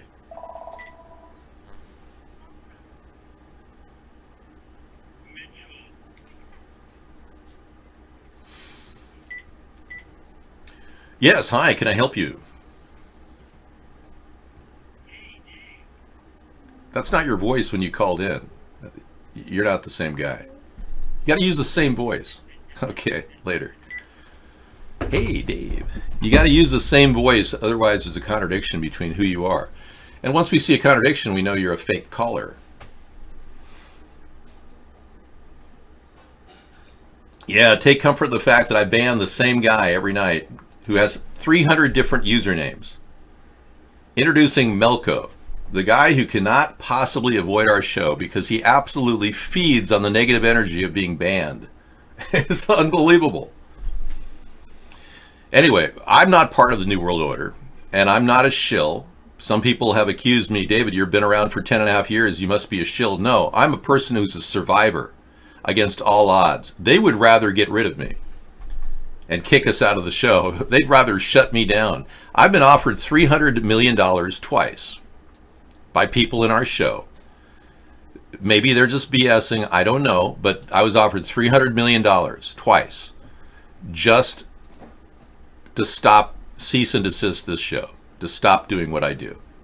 That's a pretty high figure to stop me from doing what I do. And I will not be bought off. I don't care about that money. That's irrelevant to me. I'm a principled individual who could give a crap about somebody offering millions or billions or trillions of dollars. I'm not like Vladimir Putin, who's a billionaire. One person estimated his wealth at 80 billion. I'd say probably 200 billion. Trump is worth 3 billion and he's a wannabe billionaire. Even Forbes didn't even include Trump as a billionaire a couple times because of his tax losses. He's a liar who continues to BS the American people, and I'm sick and tired of it. 100 million news. Group seeks 100 million for a woman who was killed by a U.S. border agent. Good. I hope some attorneys start stepping up because the Border Patrol is outrageous the way they're treating people. In this Friday, May 25th, 2018 photo, Dominga Vicente shows a photo of her niece, 20-year-old Claudia Patricia Gomez Gonzalez, who was allegedly killed by an agent of the U.S. Border Patrol in Nuevo Laredo, Texas, during a news conference. She talked about it. Advocates demanding $100 million in damages Thursday on behalf of the family of a 20-year-old Guatemalan woman who was shot and killed by a U.S. Border Patrol agent last year. They filed 1 year after the woman died. Comes as the U.S. government's grappling with a surging number of Central Americans coming into the border. The ACLU filed a claim under the Federal Tort Claims Act as a precursor to filing a lawsuit. Gomez Gonzalez crossed the U.S.-Mexican border in Texas along with several migrants who were confronted by a Border Patrol agent who opened fire and killed her. She posed no threat to anyone, says Gomez Gonzalez, as would have been obvious from the slightest glance. The claim says she was unarmed and not fleeing as others in the group of migrants were. It demands $50 million each for personal injury, and what it says was Gomez Gonzalez's wrongful death. Her life was as valuable as anyone else's, and her family deserves justice for their loss, said Andre Segura, the group's legal director. Our government has a responsibility to treat everyone lawfully, humanely, and with respect, regardless of how they come into this country. Yeah, Trump doesn't care. His zero tolerance has left kids, 4,500 kids, displaced from their parents. I don't care. You don't kill people who are standing at the border. There's no law that says Trump has the right to shoot people on sight when they enter this country. You show me the law that justifies that, and I'll listen. Well, I would have handled the illegals, Chucklehead Charlie, by building the 1,000-mile fence that was my idea. And I can tell you that building the fence would have been great, but I wasn't selected president by the Russian government. Trump was. I'm not working for Russia. Trump was. And I can tell you this is a 1,000-mile... You can't apply the castle law to a country. Plus, you have to prove that these illegal aliens are attacking you and putting you in mortal fear for your life. The castle law only applies to people that are put in mortal fear for their life. These illegal aliens, unarmed girl, how can you possibly create a claim that she was putting the border agents in danger? I mean, come on.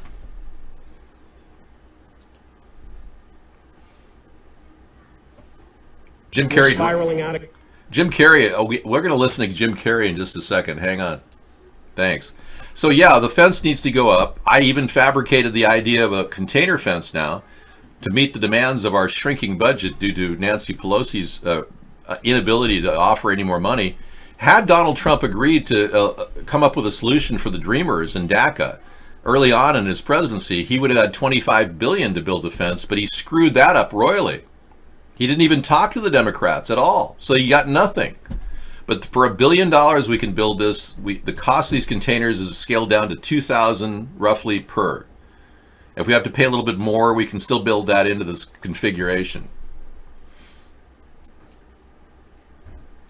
That's right. Up to and including deadly force to protect yourself from deadly force itself. You can't just kill your post office man who walks up to your door with a package, claiming that you felt threatened. I mean, come on. All right, so let's take a look at Jim Carrey. So we'll get the fence built. It just won't be Trump's work. It's obviously not going to be something he could do because it wasn't his idea to start with. It was mine. And when he stole it, he didn't have the will to do any of this. In fact, Donald Trump is working for the New World Order, and they frankly don't care about a fence. He only used my idea to get elected. Now, people are saying that Jim Carrey doesn't exist. Even he says that. Let's see what he says. The control, and it's corruption on every level and every walk of life.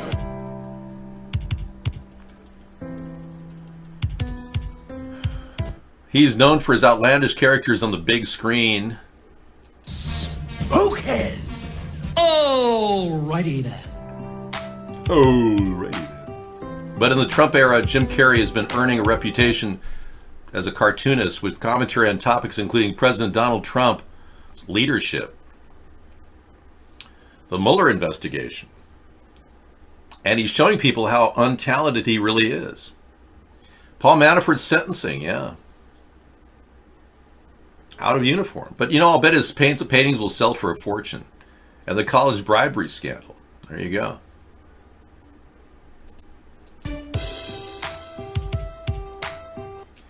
How his caricatures give him comfort. Solace to me in this odd time, you know, complete capitalism breakdown. You know, I just a little regulation would help. You know, that's all. Just without that, we're doomed. So we're spiraling out of control, and it's corruption on every level and every walk of life. You know. You know, I could probably talk to him personally and have no problem, because I'm, as a former Democrat, can relate to a lot of the things he's talking about. But I don't want to take away your rights to bear arms. I don't want to be like the Democrats and push gun control. That's just so wrong, and it's so New World Order too. Now, because I'm willing to take a 25% loss in my salary just to give money to the people of Washington, D.C. to help fund like a food bank and possibly help with a garden at the White House to get the food to the people. I care about people, but I'm not going to work 24/7, which it's actually an 18-hour job just to work for as your president. In Donald Trump's case, it's a 2-hour job of just photo opportunities, and the rest of the time spent sitting on a couch eating bonbons and masturbating.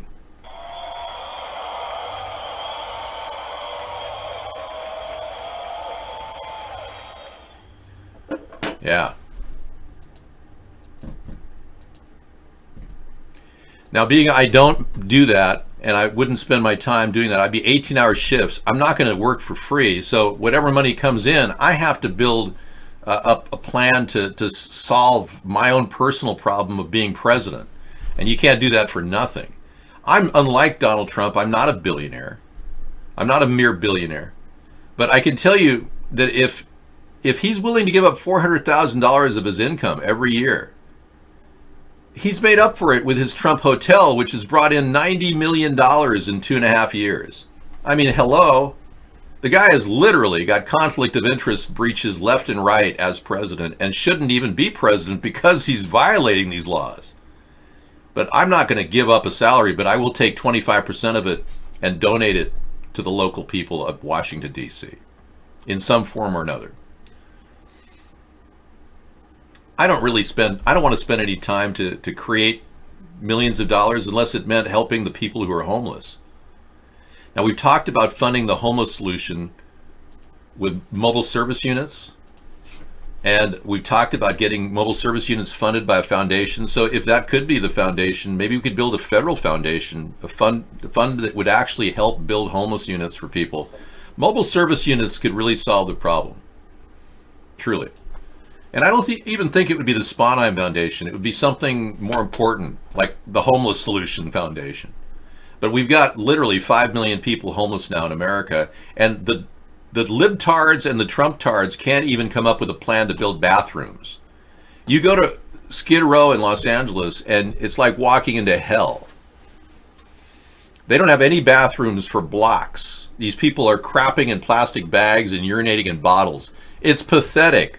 Our country is a disaster zone in these areas, and Trump doesn't care.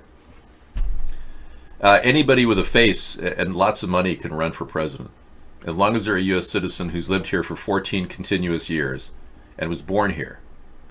But Barack Obama proved that he wasn't even born here. So, hey, David Nation, good to see you, man. Been a while, yeah.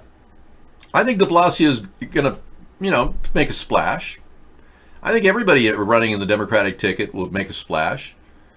I think they're all inferior to me.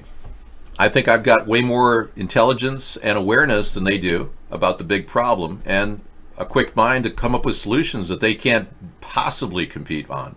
I can work at a very highly metacognitive level where I can think of the end product. For instance, right now Donald Trump is struggling with a trade war with China. Wouldn't it be great to just simplify the problem and just break all the barriers and say, what can we do to make China happy right now? That's how an intelligent person would operate in dealing with this problem. Not to come up with more leverage China will work along. We could easily win a trade war, no problem. I mean, this guy is creating a problem by arresting Meng on pumped up charges of economic sanctions that he never had to apply when he didn't sign the contract or treaty with Iran. I said, don't sign the treaty, but keep adding vouchers to the economic sanctions. Don't just impose economic stress on Iran. It's like Trump wants to destroy Iran. That's not a person who's working toward a collateral agreement that would help all people involved. So, all he has to do right now is release Meng of any charges and apologize to the Chinese government. And I'm sure he'd get at least a chance to communicate on a wavelength that would make sense for both of our countries. Right now, they are very angry at him. And he thinks that's some sort of collateral he's going to use as muscle. That's not the way to approach the Chinese. It's not through hard sell. It's through soft sell that you make progress with people who are keen investors and strong traders. And the Chinese have never been known to enter into an agreement that would hurt them. Trump thinks he can beat everybody with his mouth, and he's never really done anything. He just takes money from people. Yes, Teresa has quit. She resigned as the prime minister and leader of the Conservative Party. Yes, it's true. Yes, she has. Theresa May has resigned as prime minister and leader of the Conservative Party. She is standing down. It will be for my successor to seek a way forward that honors the result of the referendum. There she is. She was breaking down in tears. I know. Did you hear the $16 billion he pulled off to bail out the farmers? He pulled it out of thin air. Good point, Reptoid. Donald Trump is trying to bribe the farmers now who are very pissed off at the trade war. He already gave them $12 billion. Now he's upping it to $16 billion per year. So buying them off won't buy them off in a big way because they're going to wonder what the heck just happened to their market. Mrs. May will remain in post until a successor is chosen.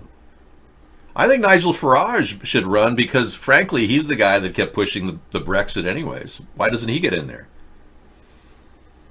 I have enough money to do what I do here, not to be criticized by you to simply say I'm taking a 25% dip in salary. I'm not a mere billionaire, okay? I actually value what many people call the meaning of hard work. And if you people believe that you work 18-hour days, you should get paid for it as well. I've done this for free for the past 10 years because, frankly, I'm retired. I retired, virtually almost 10 years ago. Thank you. Potential candidates to succeed him. Huh. Well, you know, her husband is a big missile producer. There's a big connection there. Yeah, her husband's been making lots of money on Tomahawks. And I just don't think that's good business, to mix business and politics. So here's the choices. Boris Johnson, Dominic Raab, Michael Gove, Jeremy Hunt, Sajid Javid. Wow, what a head that guy's got. That almost looks like one of those things you put over your head to cover your hair, you know. Wow. And then Andrea Leadsom. And the answer is Andrea Leadsom will be the next leader of, yes, they won't go for any of these men, except it'll be between Andrea Leadsom and Boris Johnson. The two people with the nicest smile in the picture. And that, believe it or not, is a nice smile for English. Yeah, so I think it comes down to who's got the nicest smile and who's the odd woman out. And I think it could be her. Yeah, they would like to transition from a woman to a woman, don't you think? You'd vote for Andrea? He was more like a round head, not a cone head, but we are from France. Remember that? Saturday Night Live. It's the reverse vampire teeth. But I do believe that Boris Johnson, it looks a lot like me. He could be like a distant relative, you know, when you think about it. You can call me Johnson, or you can call me RJ, or you can call me Boris. Or you can call me David John. Or you can call me David Johnson. Or you can pull my Johnson. I do believe that we will make the Brexit happen. It will work. I will lead you. Have no fear. England is here. Oh, sorry. I hope it works out for these guys.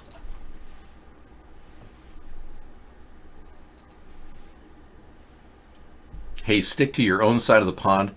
Boy, we got a couple of real active chatters in iVlog. We get one chat every 5 hours. Well, we got competitors over at Periscope anyway. Who can chat the least?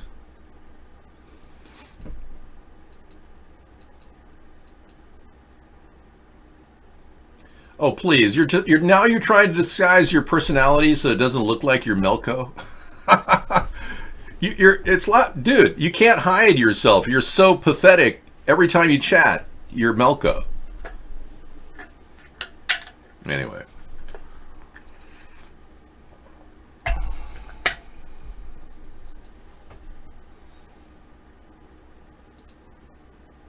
U.S. Congressman Jerry Nadler appears to pass out in New York.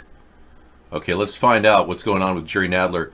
He's been under a lot of pressure because he absolutely has to maintain the party's vigilance in finding out if there's Russian collusion. That fact. Jerry, you want some? Yeah, I got some here. Jerry, take a drink. You look a little dehydrated, brother. You seem a little dehydrated. You okay? You want to take a drink of this to give yourself some? How you feel, man? You feel okay? You all right? Okay, you want to drink some of this and give you some electrolyte. Wow.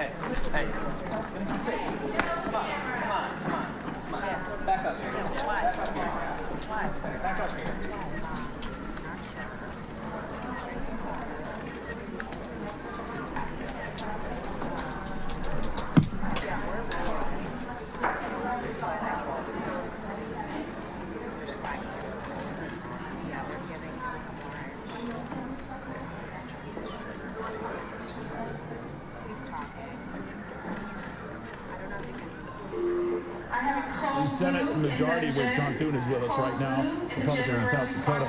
Senator, this move right now for the Senate Intelligence Committee to subpoena Donald Trump Jr. to testify, what does that mean? Okay, so Nadler did not pass out. He said he did receive medical attention. It was something he ate. He seemed to have been dehydrated. Right. He merely felt ill but did not faint, he said. Okay. All right, this is a man who, if I were president of the United States, I would put him as a high priority for our government to protect, even if he was attacking me. I mean, even if I was under scrutiny by this man, I would still put a protection order for him because the process relies on people like him. The process relies on people who are out there speaking open about politics.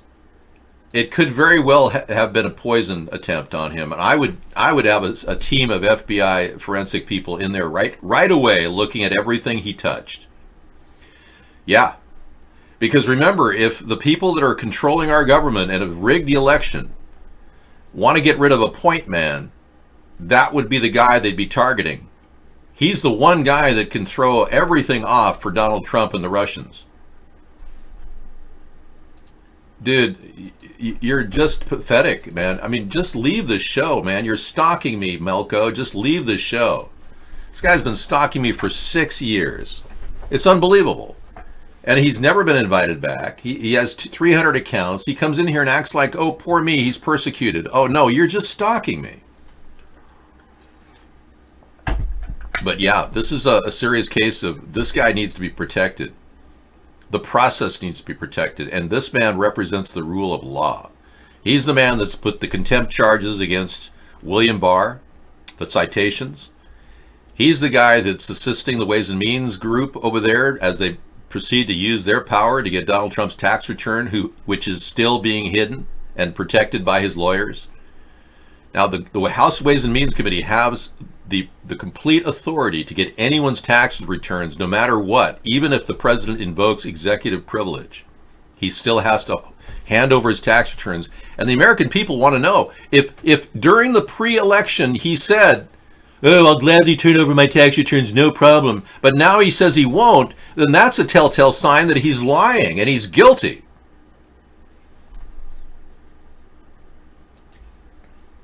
I care. And because you don't care, you're out of here.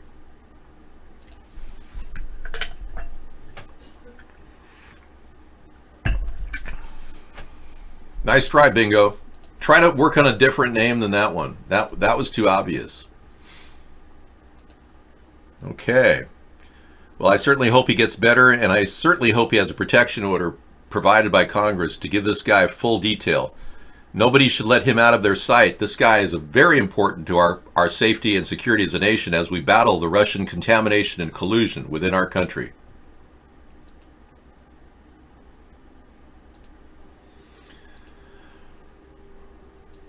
Vaughn Live doesn't allow VPN at all, no. I've got an open chat site over here that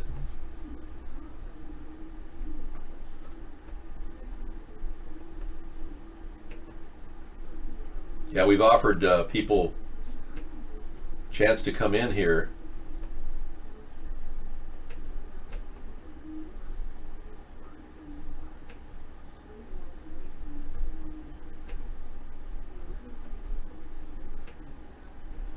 And I'm going to try to open up Vaughn right now. Let me see if I can do it. Vaughn shut me down off my VPN, so it's hard for me to send a link to any of you via Vaughn.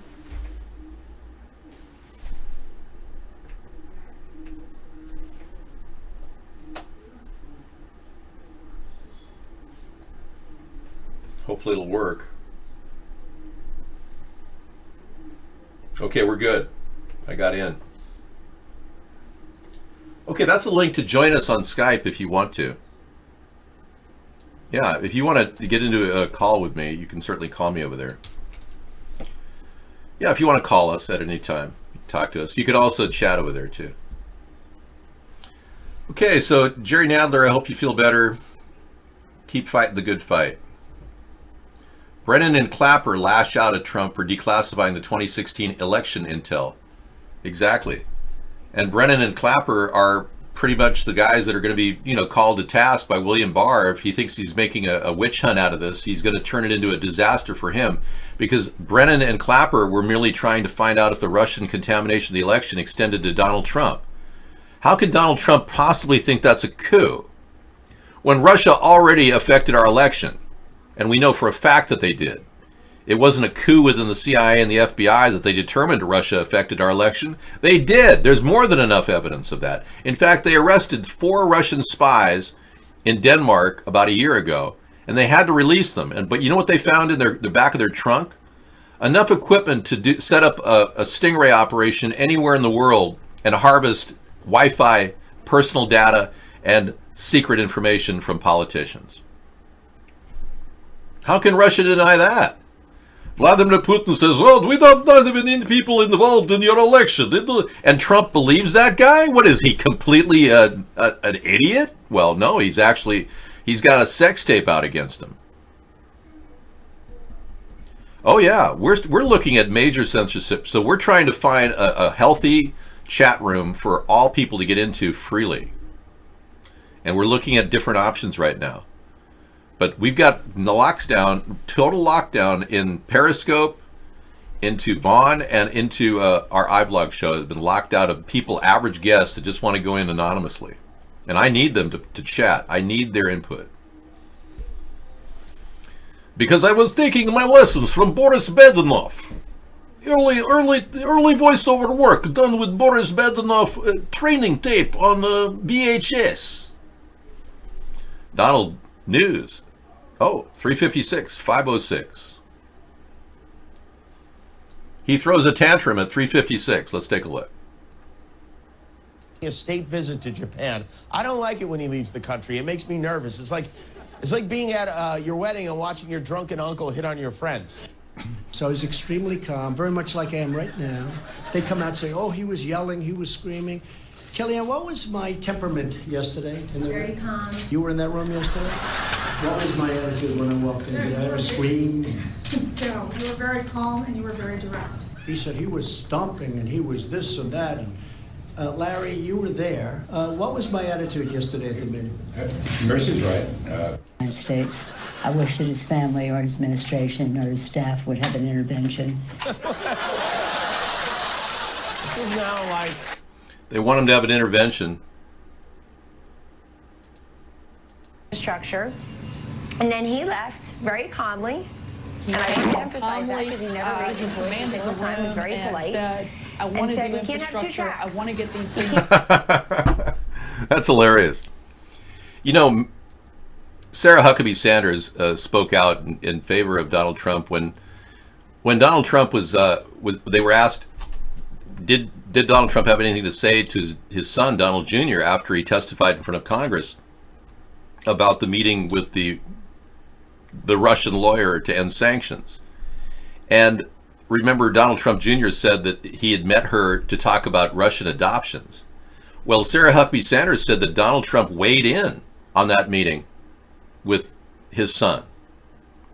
Weighed in on that meeting with his son, and that's when Donald Trump Jr. changed his testimony the following time when he talked to Mueller, that he had actually met with the Russian attorney to end sanctions to talk about Hillary's emails. So Donald Trump Jr. has changed testimony, and that's a 5-year prison sentence for perjury. And Donald Trump weighing in on it is another 5-year prison sentence for witness tampering. Yeah, you just can't witness tamper. Paul Manafort was accused of witness tampering. He's serving, 8 years? And there has been a second trial with Paul Manafort. You notice that? They dropped the trial regarding the money laundering. Mueller was behind dropping that trial. That's suspicious, because there's a lot more information about money laundering that we should have gotten from Mueller, but we didn't. And you notice how they wrapped up the Mueller case really quickly with a vote from the House saying we need this right away. And he wrapped up his pages and sent it. And then William Barr lied about what Mueller had actually written to him, not approving of the no obstruction charge, not approving of what William Barr said. But William Barr acted like Mueller approved of this, which is a lie, another case of perjury.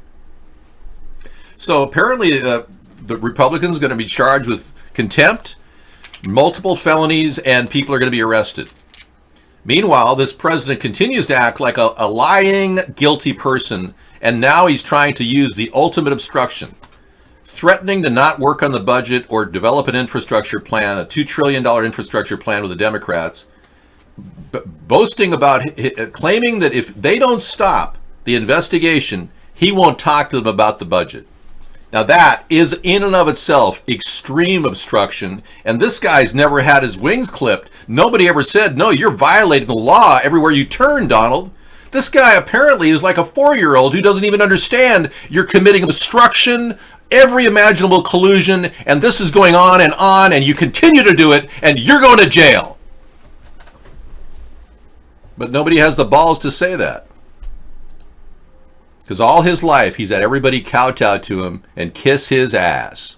Everybody, from his maids to his father's butlers to his own brother and sister, have been kissing Donald's ass, and nobody says boo because he rules the roost. And consequently, our country is sinking because of it. We're saddled with a spoiled child as a president. But that's okay. We've been there and done that before.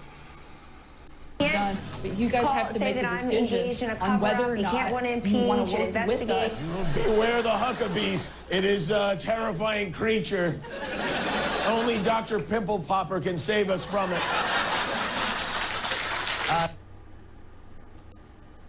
Here we go again.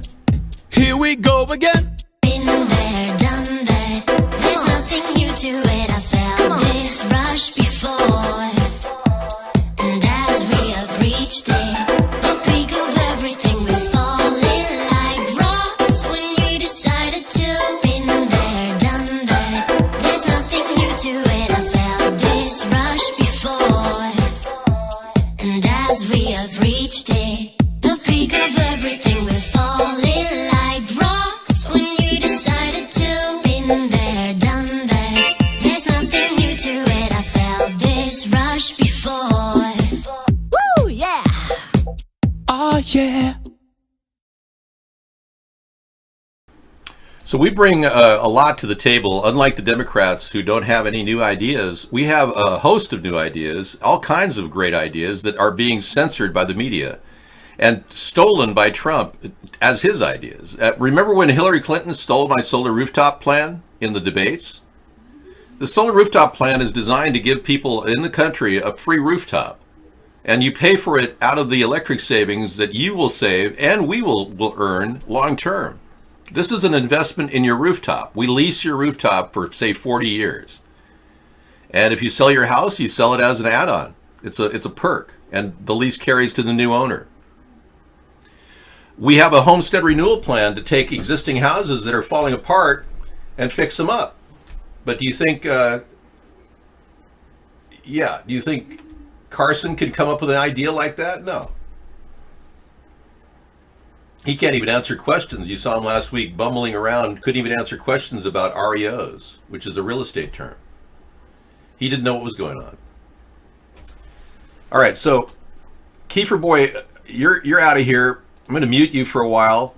If you don't like me raising my voice, then turn your volume down. But don't come here telling me not to raise my voice. I'm passionate about what I'm doing.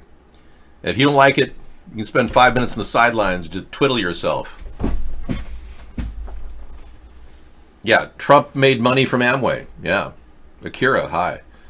Trump put together he got a $9.5 million donation from Betsy DeVos to become Secretary of Education. I don't know where you're coming from, but they call that a bribe where I come from. So bribery is okay. That should be a prosecutable offense Trump should be charged with. It's definitely an FEC violation. I would do the solar panels with any solar provider that would provide me a good deal. We have a couple of different ideas. The solar panels being produced right now by Army Corps of Engineers and a company that works with them look really promising. I'll give them the first bid, our Army Corps of Engineers. But we got a whole lot of other ideas that could very well help our country solve some of its key problems, like backup energy. This is an idea I came up with in 2009, where I took a Savonius windmill and fused it onto an electric pole. And the plan is to generate electricity from all these electric poles around the country. We've got millions of electric poles. Why can't each one house a vertical windmill that could operate 24/7 at low wind speeds as low as 5 miles an hour? I'm sure they do. We won't need the solar cleaning products from Amway. No. All these panels will be completely covered with hydrophobic material. The hydrophobic material will deflect any dust and any kind of marks for a long time. We won't have to worry about it. One rinse with a hose and it's fresh as a daisy. Yeah, we won't have to worry about cleaning solar panels. That's for people that don't have technology. A hose down will do it fine. No, I'm not here to support Amway. Betsy DeVos is. Okay, great. We'll put that a whole video from Donald Trump's Rosicrucian. That looks like Jimmy Kimmel has actually found humor. That's good. It's nice to see somebody actually laugh at him. Those laugh tracks in the back are annoying, though.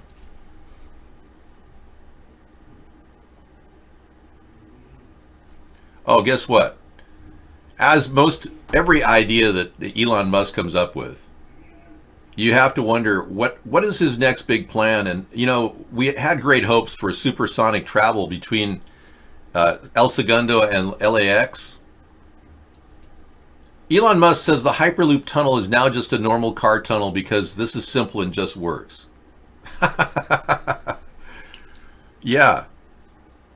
His boring company race is now pretty boring now. It's no longer, they're not going to bother with a Hyperloop. It's just simple this way. It works, yeah. Just put a car in there. Yeah, thanks. He had grand visions, and he had tunneling work closely linked to Musk's Hyperloop idea. But what the actual shit was that, it says. Elon Musk and his boring company made quite a bit of splash out in LA last night. Musk said the bumpiness was only temporary. The bumpiness will definitely not be there down the road. It will be smooth as glass. Oh, God. They just paved it. Yeah. So they just basically put a pavement in there, and they're using it as a regular road. Want a race? I guess anybody can drive on it with their car. Okay.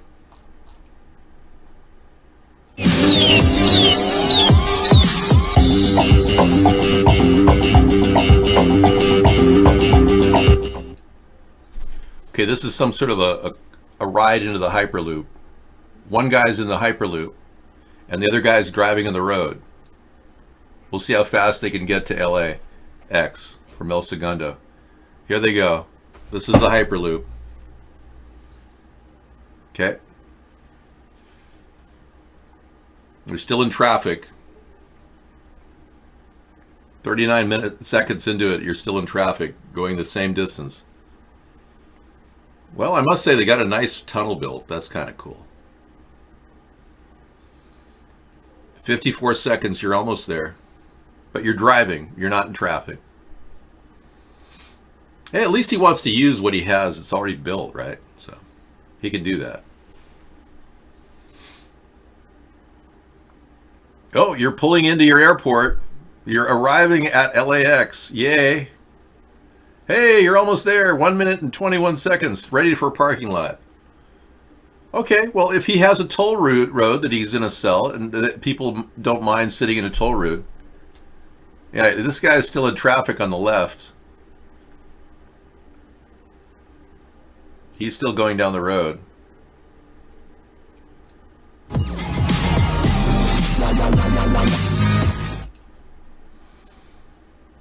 Then you got to wait for traffic there. So they're still going comparatively So this guy arrived at 1:36, and this guy's finally pulling in at 4 minutes and 44 seconds. So if you want to meet at the same location, LAX, one's going to take you 4 minutes and 44 seconds, and Hyperloop will get you there in 1 minute and 30 seconds. Wow, isn't that special? Hey, that was fun.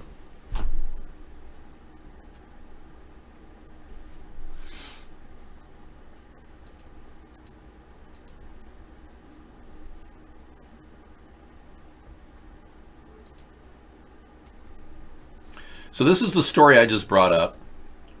Trump is trying to blackmail Congress. The president is refusing to govern unless he gets his way. And he could well undermine the constitutional system. Now, that's a good point. He was all set with his stickers and his boards and everything. He had everything ready to go. He was deciding everything was going to be no collusion, no obstruction. He used this entire event of pretending to work on an infrastructure plan to just promote his idea he's innocent. Now, if a person has to run around saying he's innocent all the time, that's surely a sign that he's guilty. Surely a sign. There's no doubt. The most obvious sign is a man running around claiming he's innocent. That's a sign he's guilty. So now that we know that Trump is guilty of collusion and obstruction, and he's fighting everyone all the way down the line who's trying to get some simple information about his financial records, he couldn't act more guilty if he tried.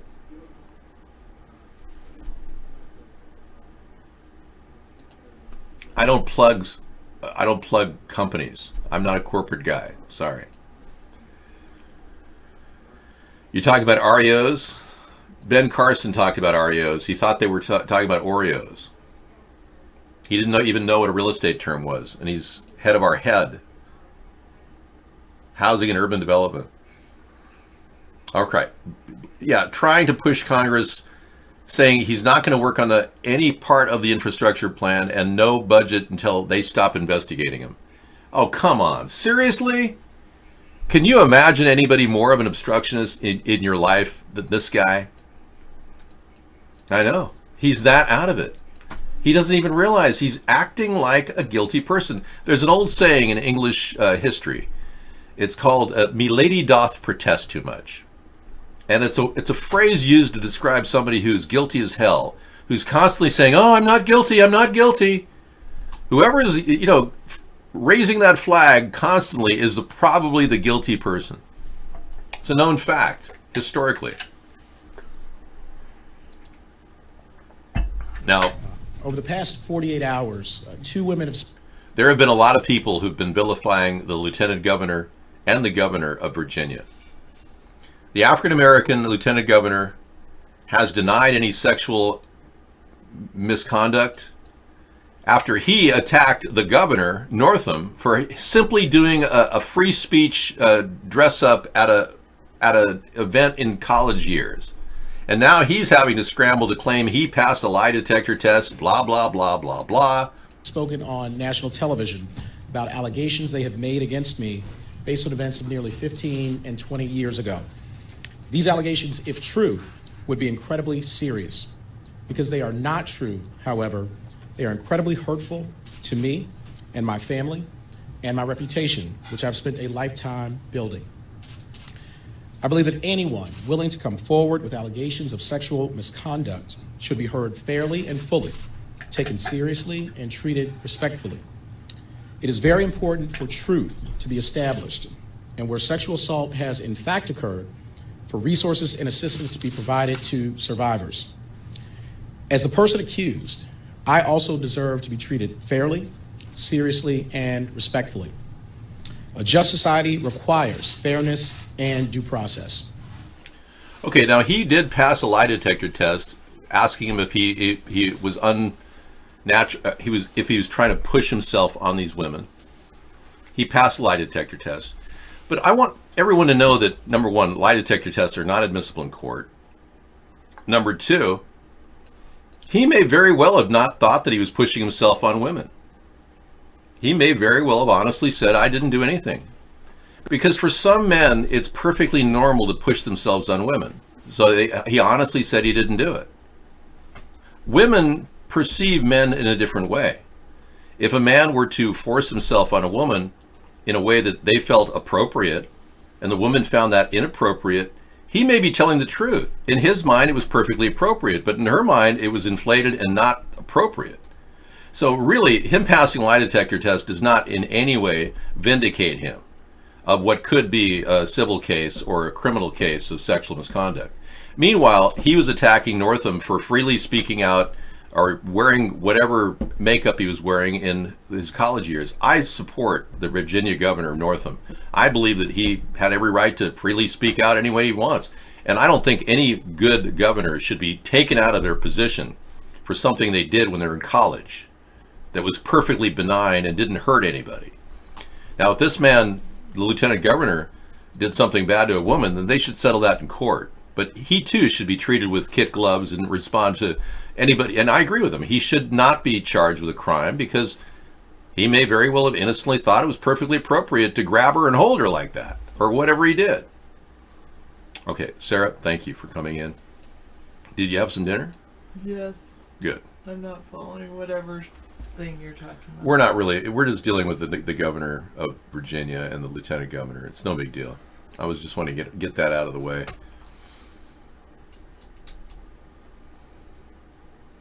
This is a news item I have not covered. Mnuchin presses companies for trade war contingency plans. So as his president refuses to release any of his IRS forms, and Mnuchin never ever allowed any of those out, he's now claiming that we have to have trade war contingency plans for companies that are going under because of Donald Trump's trade war he created under his watch. I mean, this is ridiculous.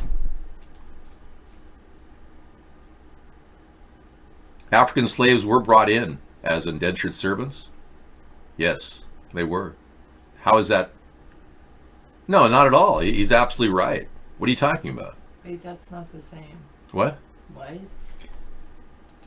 I don't understand. Indentured servants and slaves are not the same. In our country, there were indentured servants working in the northern latitudes. But that's not the same as slavery. Indentured servants had an agreement with the people Yes. who paid for their fee. They to did. come over, and they would be freed after a certain number of years. That's completely different. Not really, compared to the states like Maryland and Virginia that were right on the line and not necessarily taking in slaves, but were allowing indentured servants. If you look at all the people in the northern latitudes, they weren't even enslaving people. They had indentured servants. It's the line of demarcation between the north and the south that we're dealing with here. And it's a colloquial expression that's based on the semantics of the era. It's nothing to do with whether they were or weren't. In various areas they were, in various areas they weren't. Both facts are true. All right. In light of that, and the light of the fact that slave owning is not something that you can do now, we should really address the issue of why we've got human slaves in our country right now and why we have 4,500 kids that are separated from their parents because of a zero tolerance plan at the border, which is costing another serious human rights crisis, as opposed to talking about something that happened over 150 years ago. So let's deal with the problems at hand, shall we? I mean, instead of targeting somebody in the past who's made statements, that's irrelevant. And it was a colloquial expression or statement based on the area that you were living. It's specific to the North versus the South. All right. A yoga instructor, 35, rescued after 2 weeks lost in Hawaiian forest.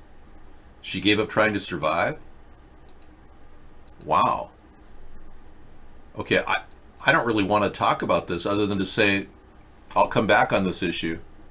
Sarah's going to take over the show right now. Okay. Thank you. Got a few issues to bring up.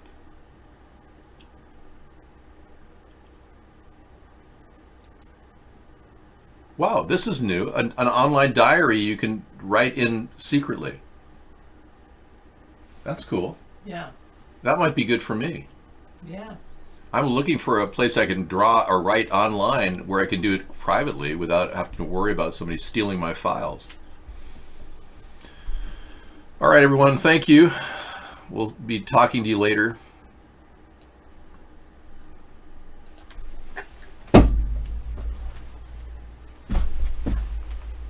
Oh, my cat Fluffy. Okay.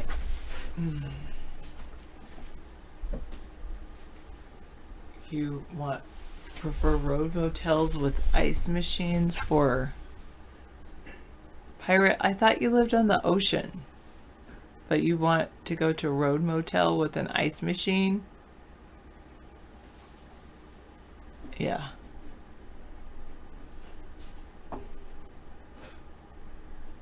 You're a tourist and you want to go to the US or something? How are you, my cat Fluffy?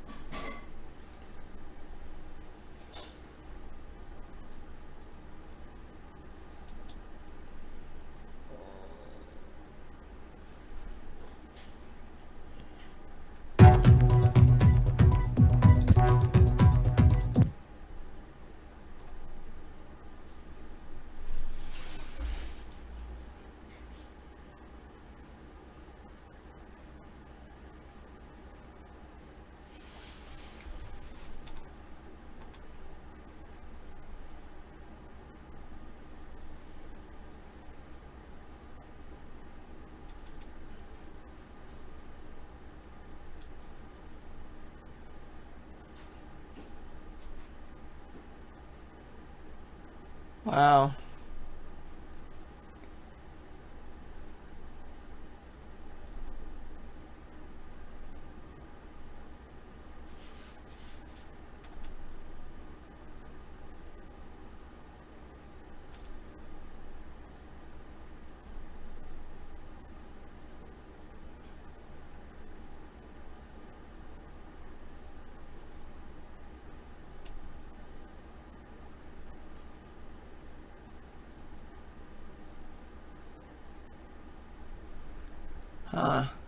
Okay, moving on.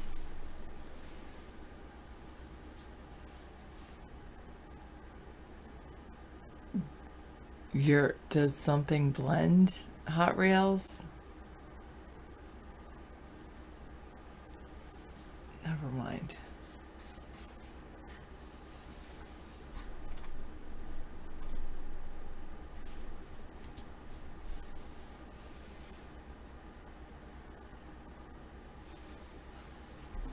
Trump and Pelosi are having a feud. That doesn't surprise me.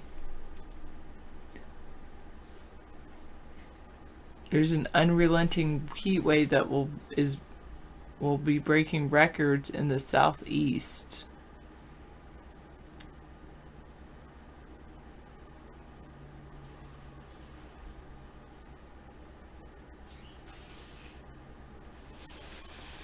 Trump orders new troops to the Middle East.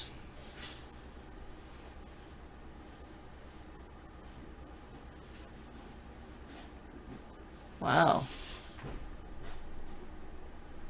Dow has had the longest weekly losing streak since 2011.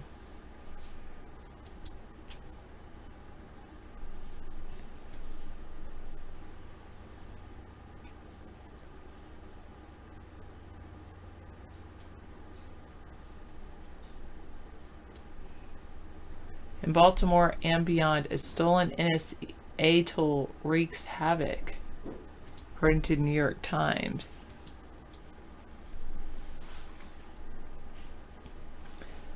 The NSA headquarters in Maryland. A leaked NSA cyber weapon, Eternal Blue, has caused billions of dollars in damage worldwide. A recent attack took place in Baltimore, the agency's own backyard. For nearly 3 weeks, this is by Nicole Pararoth and Scott Shane of the New York Times. For nearly 3 weeks, Baltimore has struggled with a cyber attack by digital extortionists, has frozen thousands of computers, shut down email, and disrupted real estate sales, water bills, health alerts, and many other services. We did hear it was coming. Here's what frustrated city employees and residents do not know. A key component of the malware that cybercriminals used in the attack was developed at taxpayer expense. a short drive down the Baltimore-Washington Parkway at the National Security Agency, according to security experts briefed on the case. Since 2017, when the NSA lost control of the tool Eternal Blue, it has been picked up by state hackers in North Korea, Russia, and more recently China to cut a path of destruction around the world, leaving billions of dollars in damage. Over the past year, the cyber weapon has boomeranged back, and it's now showing up in the NSA's own backyard. It's not just Baltimore. Security experts say Eternal Blue attacks have reached a high, and cyber criminals are zeroing in on vulnerable American towns and cities, from Pennsylvania to Texas, paralyzing local governments and driving up costs. Wow.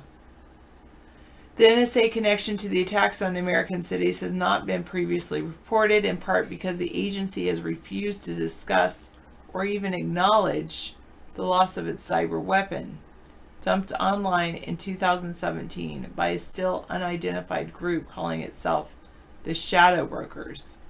Years later, the agency and the Federal Bureau of Investigation still do not know whether the Shadow Brokers are foreign spies or disgruntled insiders. Wow. Thomas Rid, a cybersecurity expert at Johns Hopkins University, called the Shadow Brokers episode the most destructive and costly NSA breach in history, more damaging than the better-known leak in 2013 from Edward Snowden, the former NSA contractor. The government has refused to take responsibility or even to answer the most basic questions, Mr. Rid said. Congressional oversight appears to be failing. The American people deserve an answer. The NSA and FBI declined to comment. Since that leak, foreign intelligence agencies and rogue actors have used Eternal Blue to spread malware that has paralyzed hospitals, airports, rail and shipping operators, ATMs, and factories that produce critical vaccines. Now the tool is hitting the United States where it's most vulnerable, in local governments with aging digital infrastructure and fewer resources to defend themselves.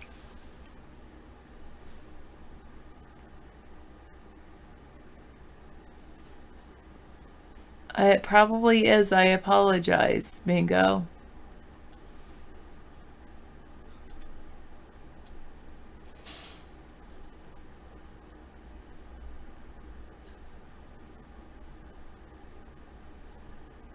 On May 7th, city workers in Baltimore had their computers frozen by hackers. Officials have refused to pay the $100,000 ransom. Good. Before it leaked, Eternal Blue was one of the most useful exploits in the NSA's cyber arsenal.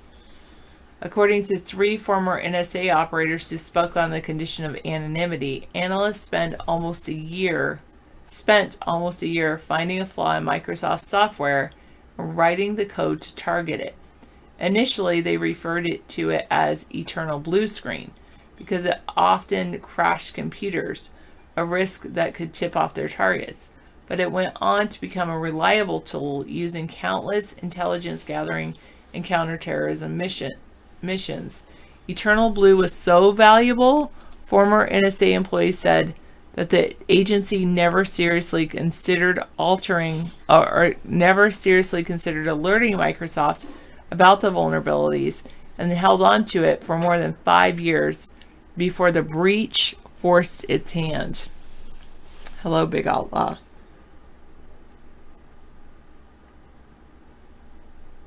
Is it the same thing as a Windows SMB hack? It sounds a lot like it. I guess it's similar.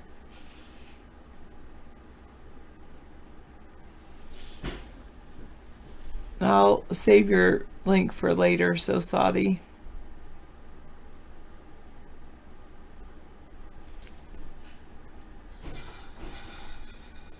The Baltimore attack on May 7th was a classic ransomware assault. City workers' screens suddenly locked, and a message in flawed English demanded about $100,000 in Bitcoin to free their files. "We've watching you for days," said the message obtained by the Baltimore Sun. We won't talk more. All we know is money. Hurry up." Today, Baltimore remains handicapped as city officials refuse to pay, though workarounds have restored some services. Without Eternal Blue, the damage would not have been so vast, experts said.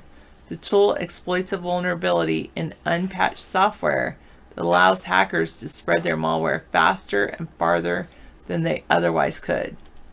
North Korea was the first nation to co-opt the tool for an attack in 2017 called WannaCry that paralyzed the British healthcare system, German railroads, and some 200,000 organizations around the world. Next was Russia, which used a weapon in an attack called NotPetya that was aimed at Ukraine but spread across major companies doing business in the country.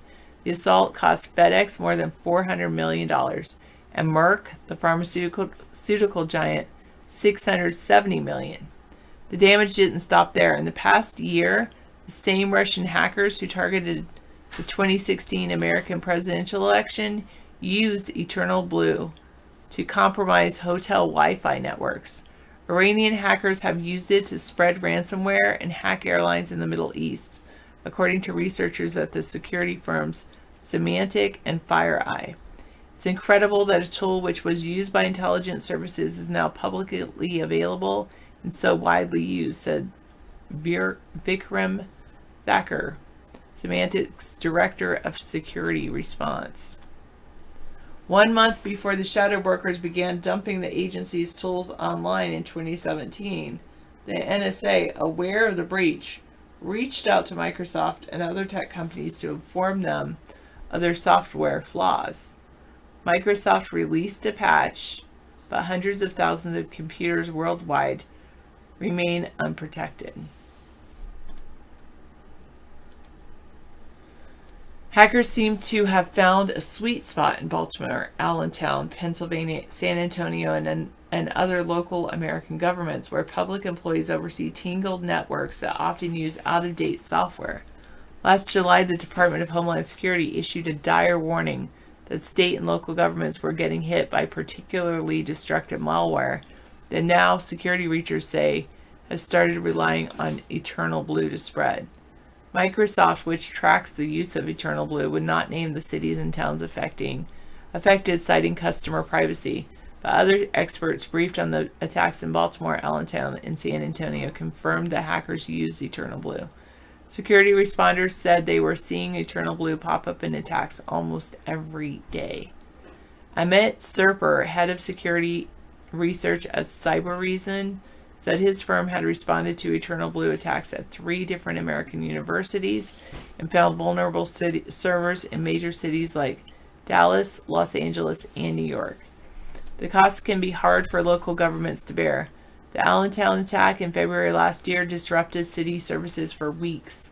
It cost about $1 million to remedy, plus another $420,000 a year for new defenses, said Matthew Liebert, the city's chief information officer. He described the package of dangerous computer code that hit Allentown as commodity malware, sold on the dark web and used by criminals who don't have specific targets in mind. There are warehouses of kids overseas firing off phishing emails, Mr. Liebert said, and like thugs shooting military-grade weapons at random targets. Wow.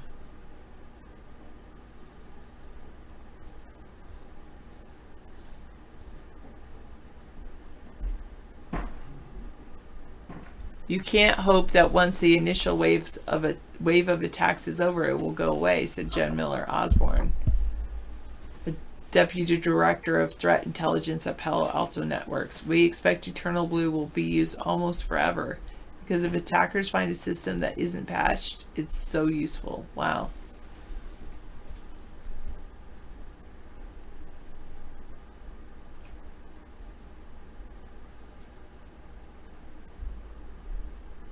Yeah, go away.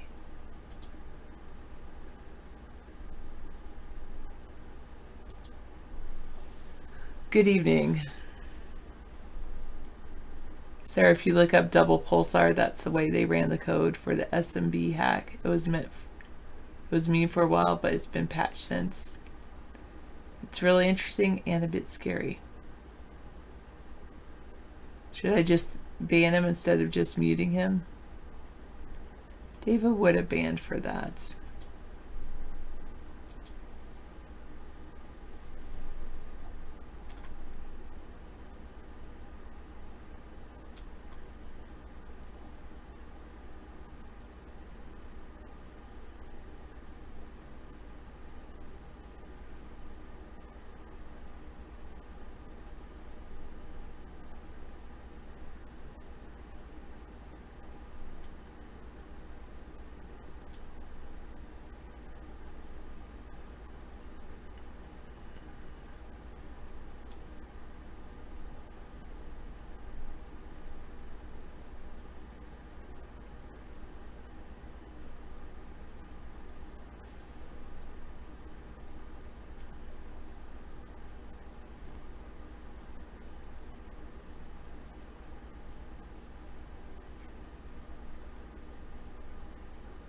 Correct, Ticken, but it was also had to do with all the conversation that Kiefer was involved in earlier in the show.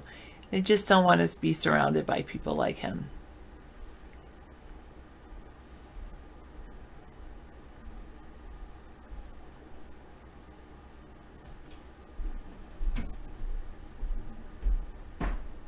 Is the Great Sphinx of Giza over 800,000 years old? Perhaps. I don't know. Have they done studies on the rocks in Giza?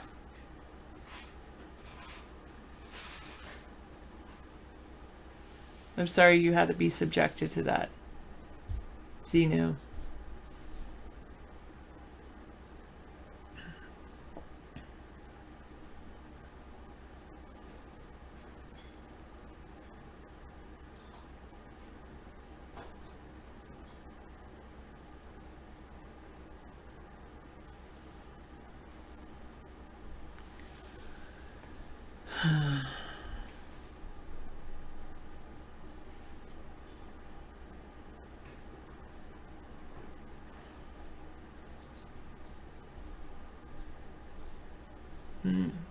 Brad Smith, Microsoft's president, has called for a digital Geneva Convention to govern cyberspace, including a pledge by governments to report vulnerabilities to vendors rather than keeping them secret to exploit for espionage or attacks.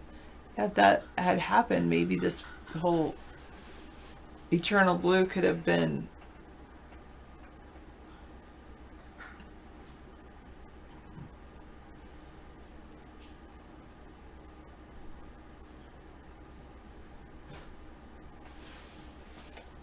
issue wouldn't have occurred to the point that it did.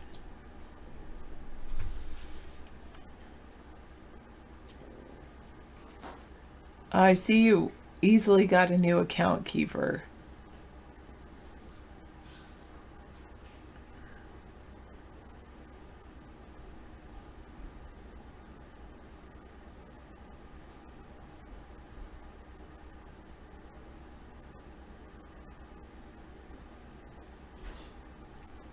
Yeah, all these Microsoft, Google, Facebook, and 50 countries, they all wanted a digital Geneva Convention, but of course China, Iran, Israel, North Korea, Russia, and the United States are not on board with that.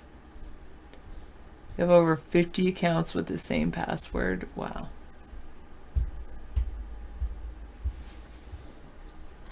I do know the oldest ice cores are over 800,000 years old. Oh, Big Outlaw left.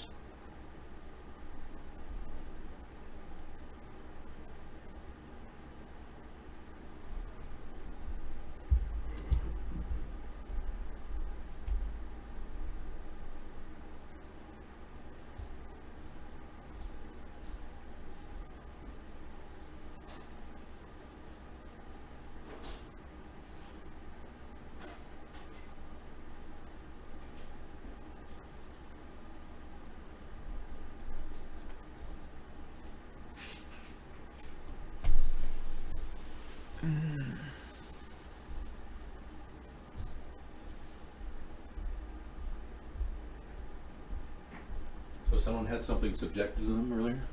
What? Someone had something subjected to them earlier? Oh, we were just talking about how I was reading an article about this NSA program called Eternal Blue that was leaked in 2017, and then all these hackers got a hold of it. Basically, NSA exploited a vulnerability in Microsoft and like exploited it and developed this software that could be used as malware. And then either somebody somehow leaked that to the dark web, and now it's being used by all these bad people all over the world. Don't you think the NSA would have known that when they leaked it? That it would be used by everybody around the world? They claim they don't know who leaked it.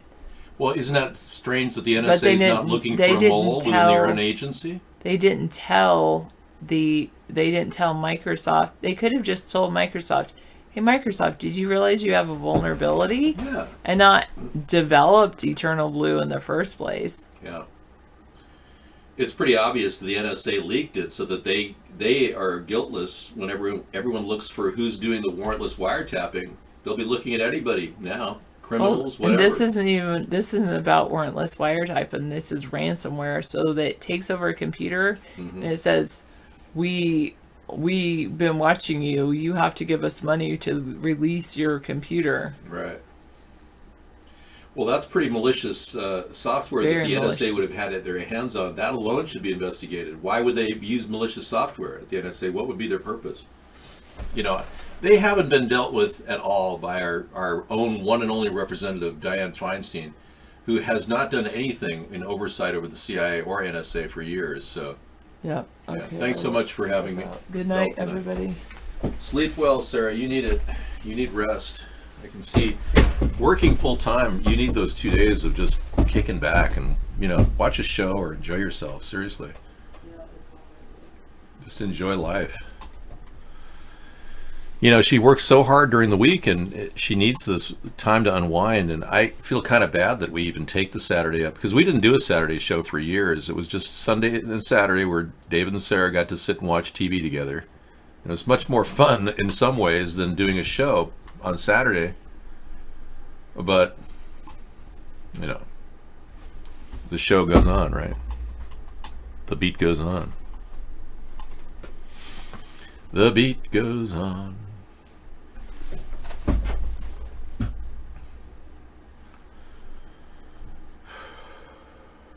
Rural America on the verge of collapse. Uh-oh.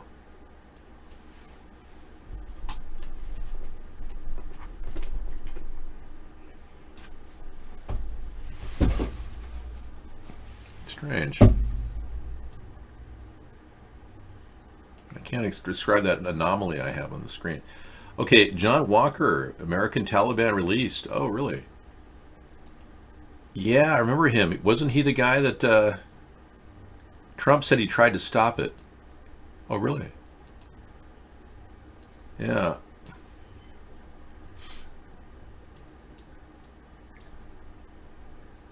A person reported to be John Walker Lynn leaving federal prison in Terre Haute, Indiana. He had tried to stop the release of John Walker Lynn, known widely as the American Taliban, from an Indiana prison, but there was no legal way to do so.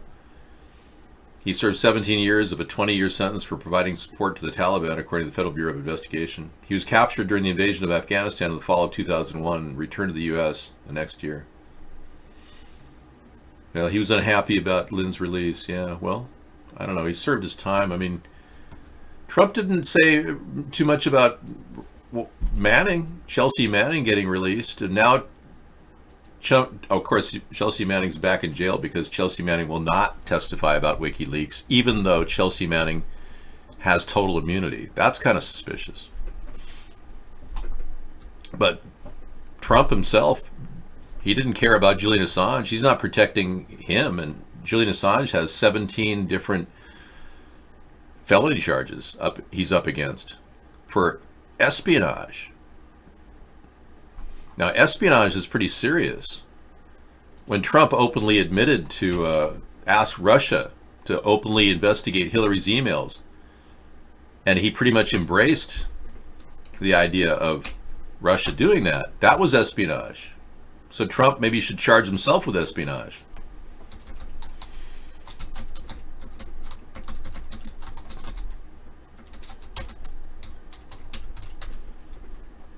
Oh, hey, you're in Russia, Joe? I don't believe that. Republican presidential candidate Donald Trump courting controversy once again. The brash billionaire has basically just invited a foreign government to spy on his Democratic opponent Hillary Clinton. He called on Russia to find and release the thousands of emails she didn't disclose to officials investigating how she handled classified information when she was Secretary of State. Thank you. Russia, if you're listening, I hope you're able to find the 30,000 emails that are missing. I think you will probably be rewarded mightily by our press. Okay, so there you have it. Russia, he asked Russia to spy on Hillary Clinton, and now he's claiming Julian Assange violated 17 espionage laws, spying on Hillary Clinton for Russia. I'm sorry, I don't get the connection here. What's wrong with Donald Trump? I don't get this. How can he say such things opposite to what he said before? It's ridiculous. So if you guys have a reason why Donald Trump is lying incessantly, maybe it's because all of you Republicans are lying incessantly too. And you like liars. That's what I'm beginning to think. You were the folks that voted for, your family voted for Richard Nixon. He brought us the Vietnam War. Good job, Republicans.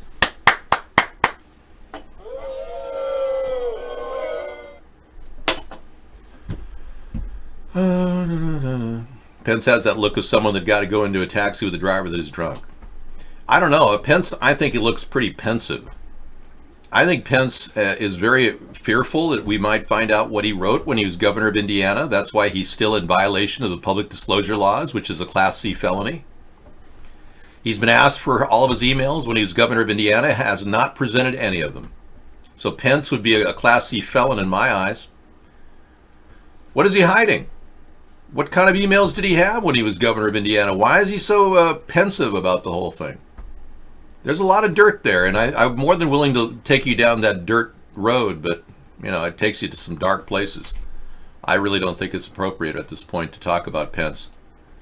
Right now we've got the main, I guess the main attraction here, Donald Trump. I know words. I had the best words. I'm like a very smart person. Like a smart person. I'm a very smart person. It's like I'm a smart person. Very intelligent person. Yeah, Trump could resolve a lot of these problems if he could just release his taxes. Yeah, I mean, it's simple. I mean, Donald, if you're listening, just release your taxes. I'm sure the press will reward you greatly. I'm making myself laugh. This is great. At least I can have some fun on my Saturday.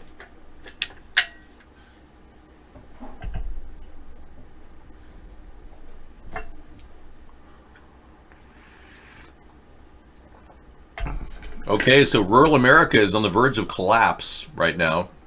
That's Donald's really big idea. His economy is growing so much that rural America is collapsing. The people that got him elected, basically. Wow. At risk. Prosperous. Distressed. The 3.4 million, 2.5 million in rural America are distressed. Look at this. Wow.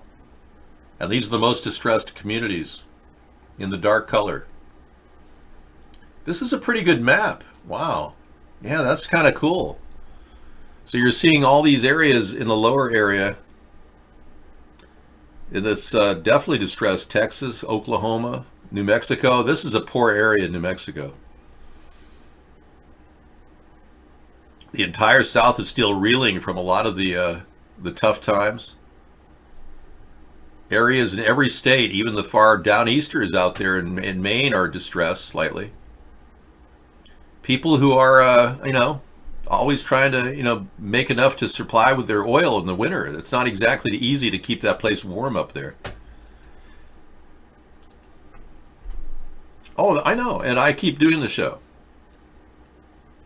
That's nice. Mr. Liggett wants me to discuss my attitude problem with Mr. Kessler. Okay. I'm not sure what you're talking about. Well, good for you. I'm glad that you're having a relationship with yourself. Wow. John Voight made a comment earlier in the pre-show, but I can't bring it up because, frankly, I'm not impressed with John Voight, especially considering he was staring at me at the post office in Beverly Hills one day. I was kind of put off by that.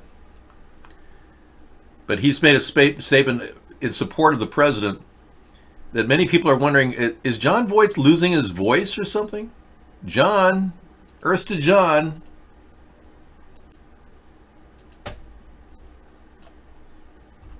With me when I say our people of the Republican Party, I know you will agree with me when I say our president has our utmost respect and our love.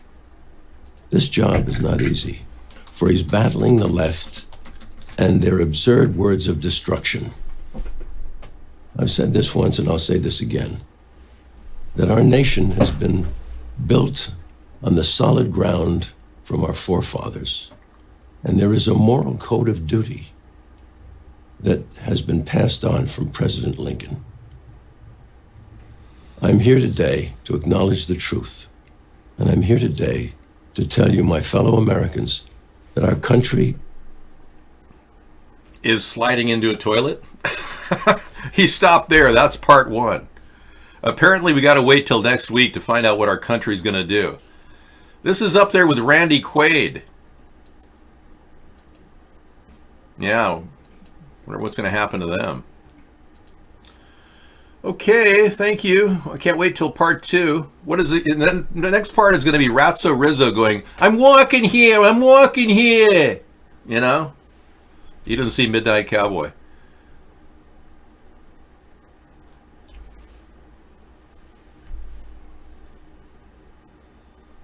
Wow, the death toll is rising at Mount Everest.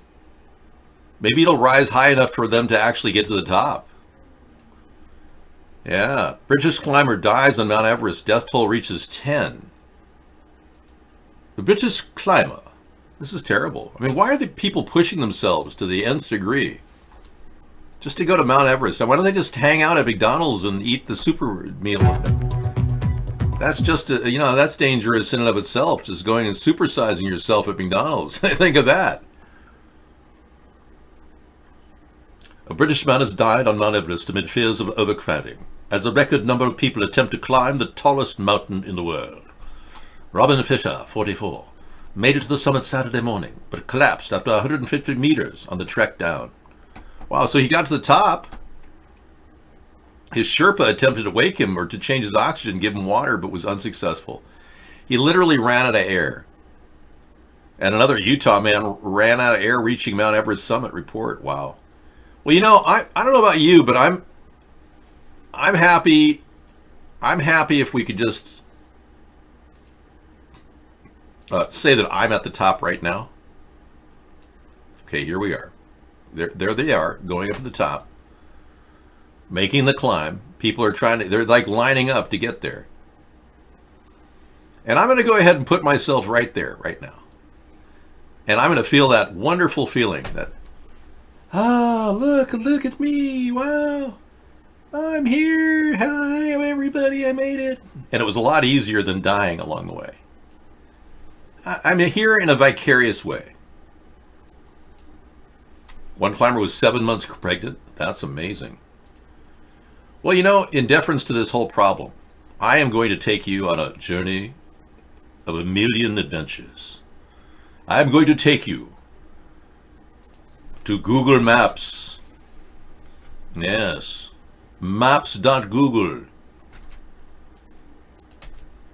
Let's go. Mount Everest.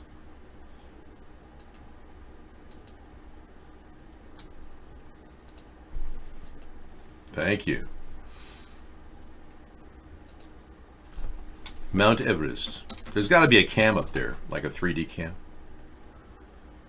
Mountain Peak. Yes. Here we go. Ladies and gentlemen, I bring you Mount Everest. Da da da da da da da da da. Let's walk there.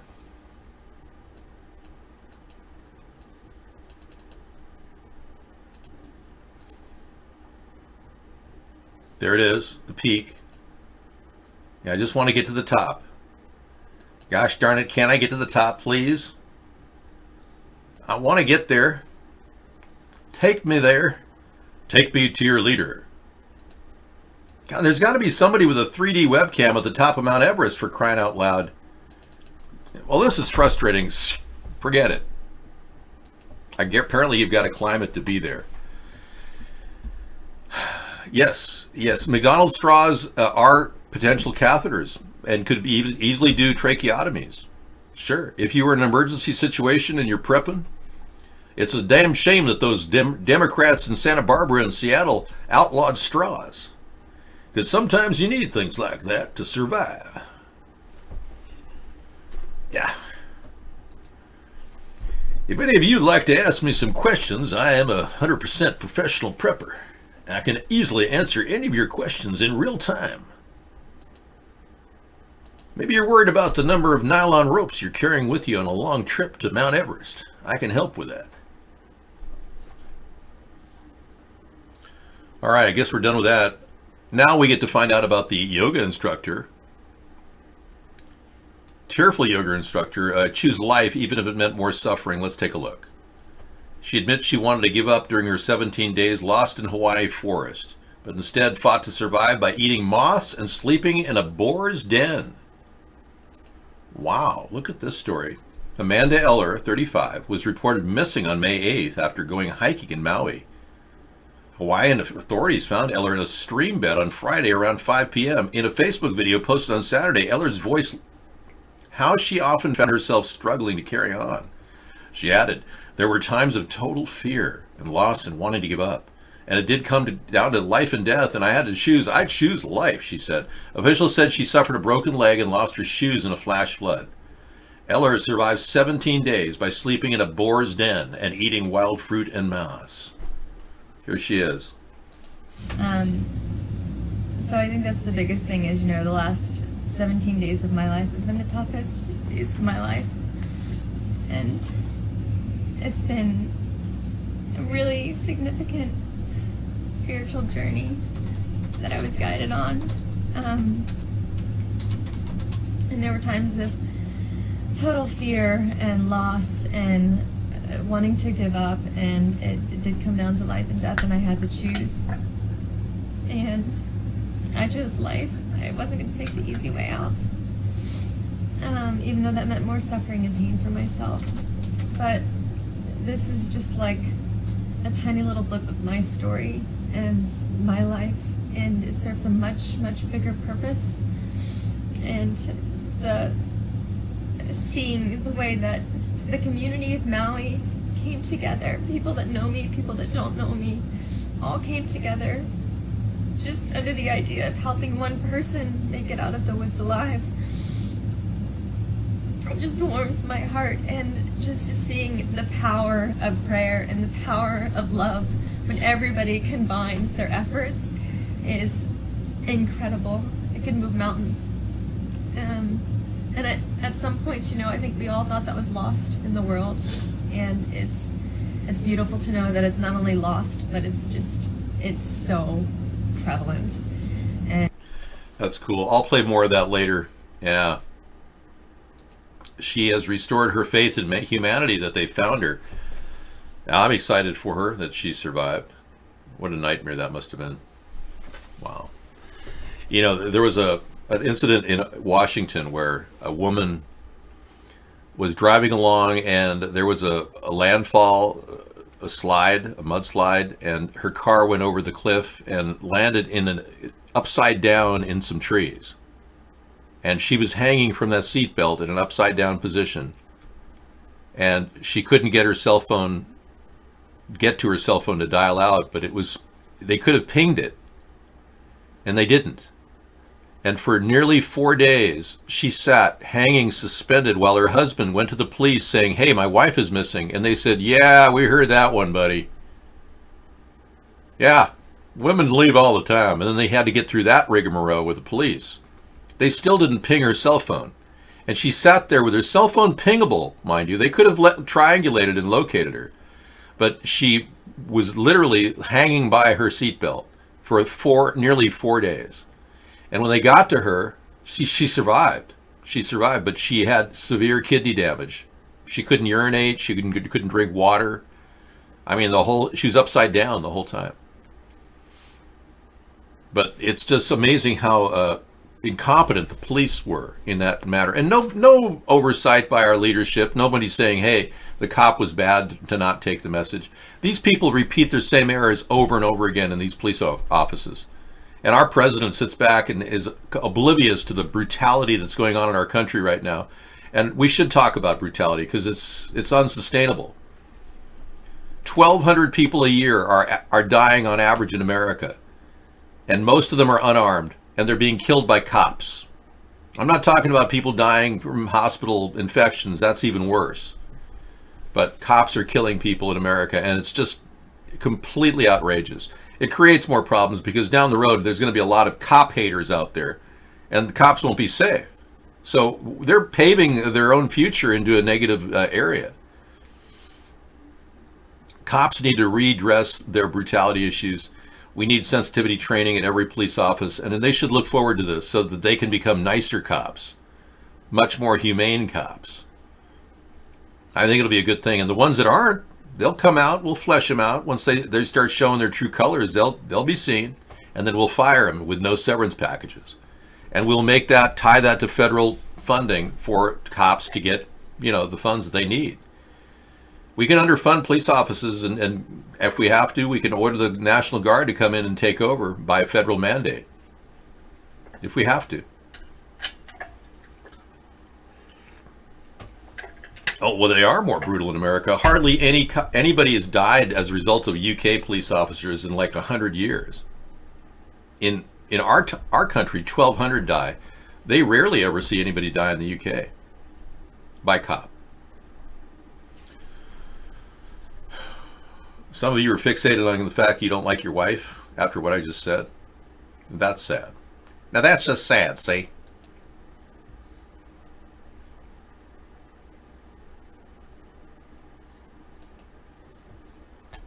Man on the run in Oak Harbor enters a house without permission?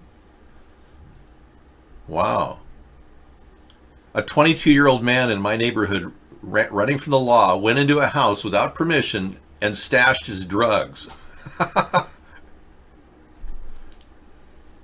Wow. So a deputy with the local sheriffs happened to see Juan Molina walking and realized there was a warrant for his arrest. He ran. Molina asked the deputy why he was being stopped while he continued walking away, then ran toward a house. According to the deputy's report, Molina didn't knock but opened the door and went in. And the two deputies chased Molina into the house and arrested him, but he was trying to stash his drugs in there. Wow. Desperation. Desperado. Why don't you? Now, since we're still dealing with one Zionist versus another in the upcoming election, we should at least take a look at creepy Uncle Joe one more time as he grabs this woman just the other day. This is after he said he was going to stop touching women indecently. He grabs this woman and puts his arms around her and then around her hips, and she had to grab him. It's like, dude, get your hands off my body.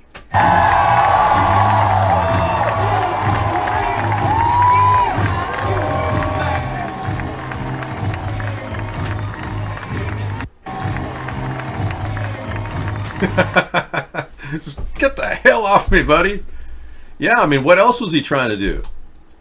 It's like he didn't need to move his hands down. It's like, dude, you give her a hug and you're like, just a little reach around down there. Oh, hey, baby. Oh, not gonna feel, yeah. People are very sensitive in that area of their body. It's a tickle area. That's your tickle zone. No one wants to be grabbed by your tickle zone. Okay.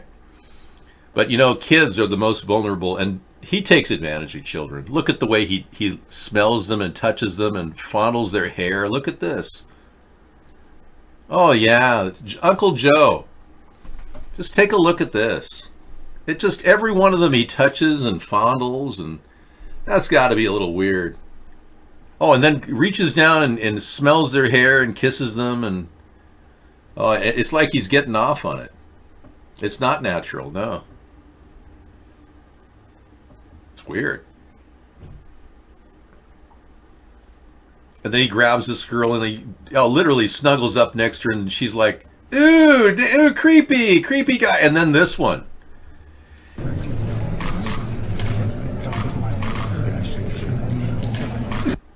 Okay, in this particular one, he tells this 13-year-old how horny she makes him feel standing next to a 13-year-old.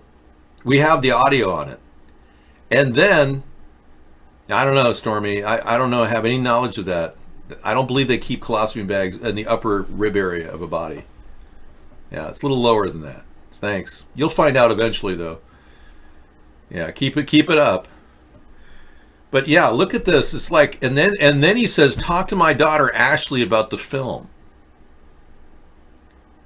It's crazy.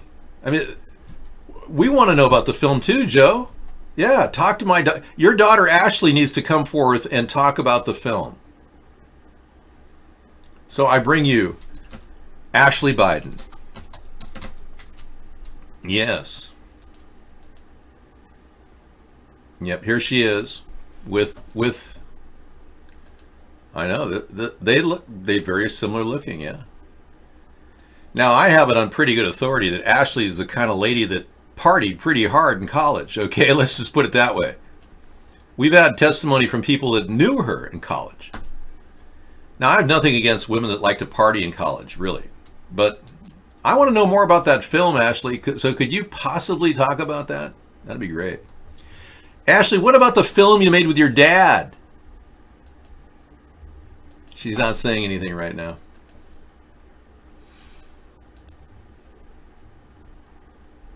And we're going to find out more. This has been a story that's kind of waiting in the rears. It's been around for a week. No news yet. Apparently Trump's keeping everybody out of the loop here. Judge orders public release of what Michael Flynn said in a call to a Russian ambassador. Now remember, Donald Trump hired Michael Flynn even though Sally Yates, the acting attorney general, said that Michael Flynn was working for Russia. Donald Trump hired him anyway. Just let that settle in for a second. Yeah. Those aren't Russian videos. No, those are actual pictures of Joe Biden touching little girls. Yeah. But yeah, he's privy to all kinds of knowledge. Remember, he was our national security advisor with top secret status for 24 days. Now, if I were president right now, I'd have a complete review of all of his phone calls in and out of the White House and anything else he had.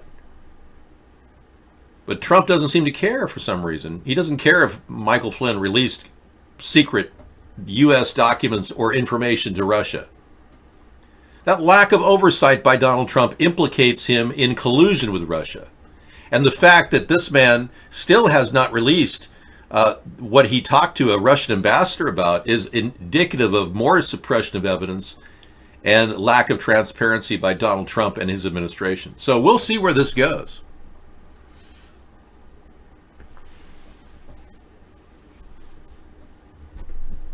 They want a public transcript of a November 2017 voicemail involving Flynn. In that sensitive call, Donald Trump's attorney left a message for Flynn's attorney, reminding him of the president's fondness for Flynn at a time when Flynn was considering cooperating with federal investigators. So Donald Trump, in this phone call with Flynn, may have offered him a plea agreement like the one he offered Michael Cohen to stop him from testifying, which is another layer of obstruction. Witness tampering, offering a plea agreement to somebody who's been under investigation by a federal special prosecutor. So Donald Trump would be charged with witness tampering for offering him that plea agreement, if indeed that's what they talked about. The transcripts which the judge ordered he posted on a court website would reveal conversations at the center of two major avenues of Robert Mueller's investigation into the Russian interference in the election. So far, they had only disclosed to the public in fragments the court filings and the Mueller report. So this would clarify a lot of things. And it would explain why Donald Trump was still intent on hiring Michael Flynn, even though he knew and was told that Michael Flynn was a Russian agent. Our president hired a Russian agent as our national top security advisor. How can you possibly reconcile that? They're not intimidated by him. The fact is, Trump is a crazy maker, the equivalent of a crazy maker in politics.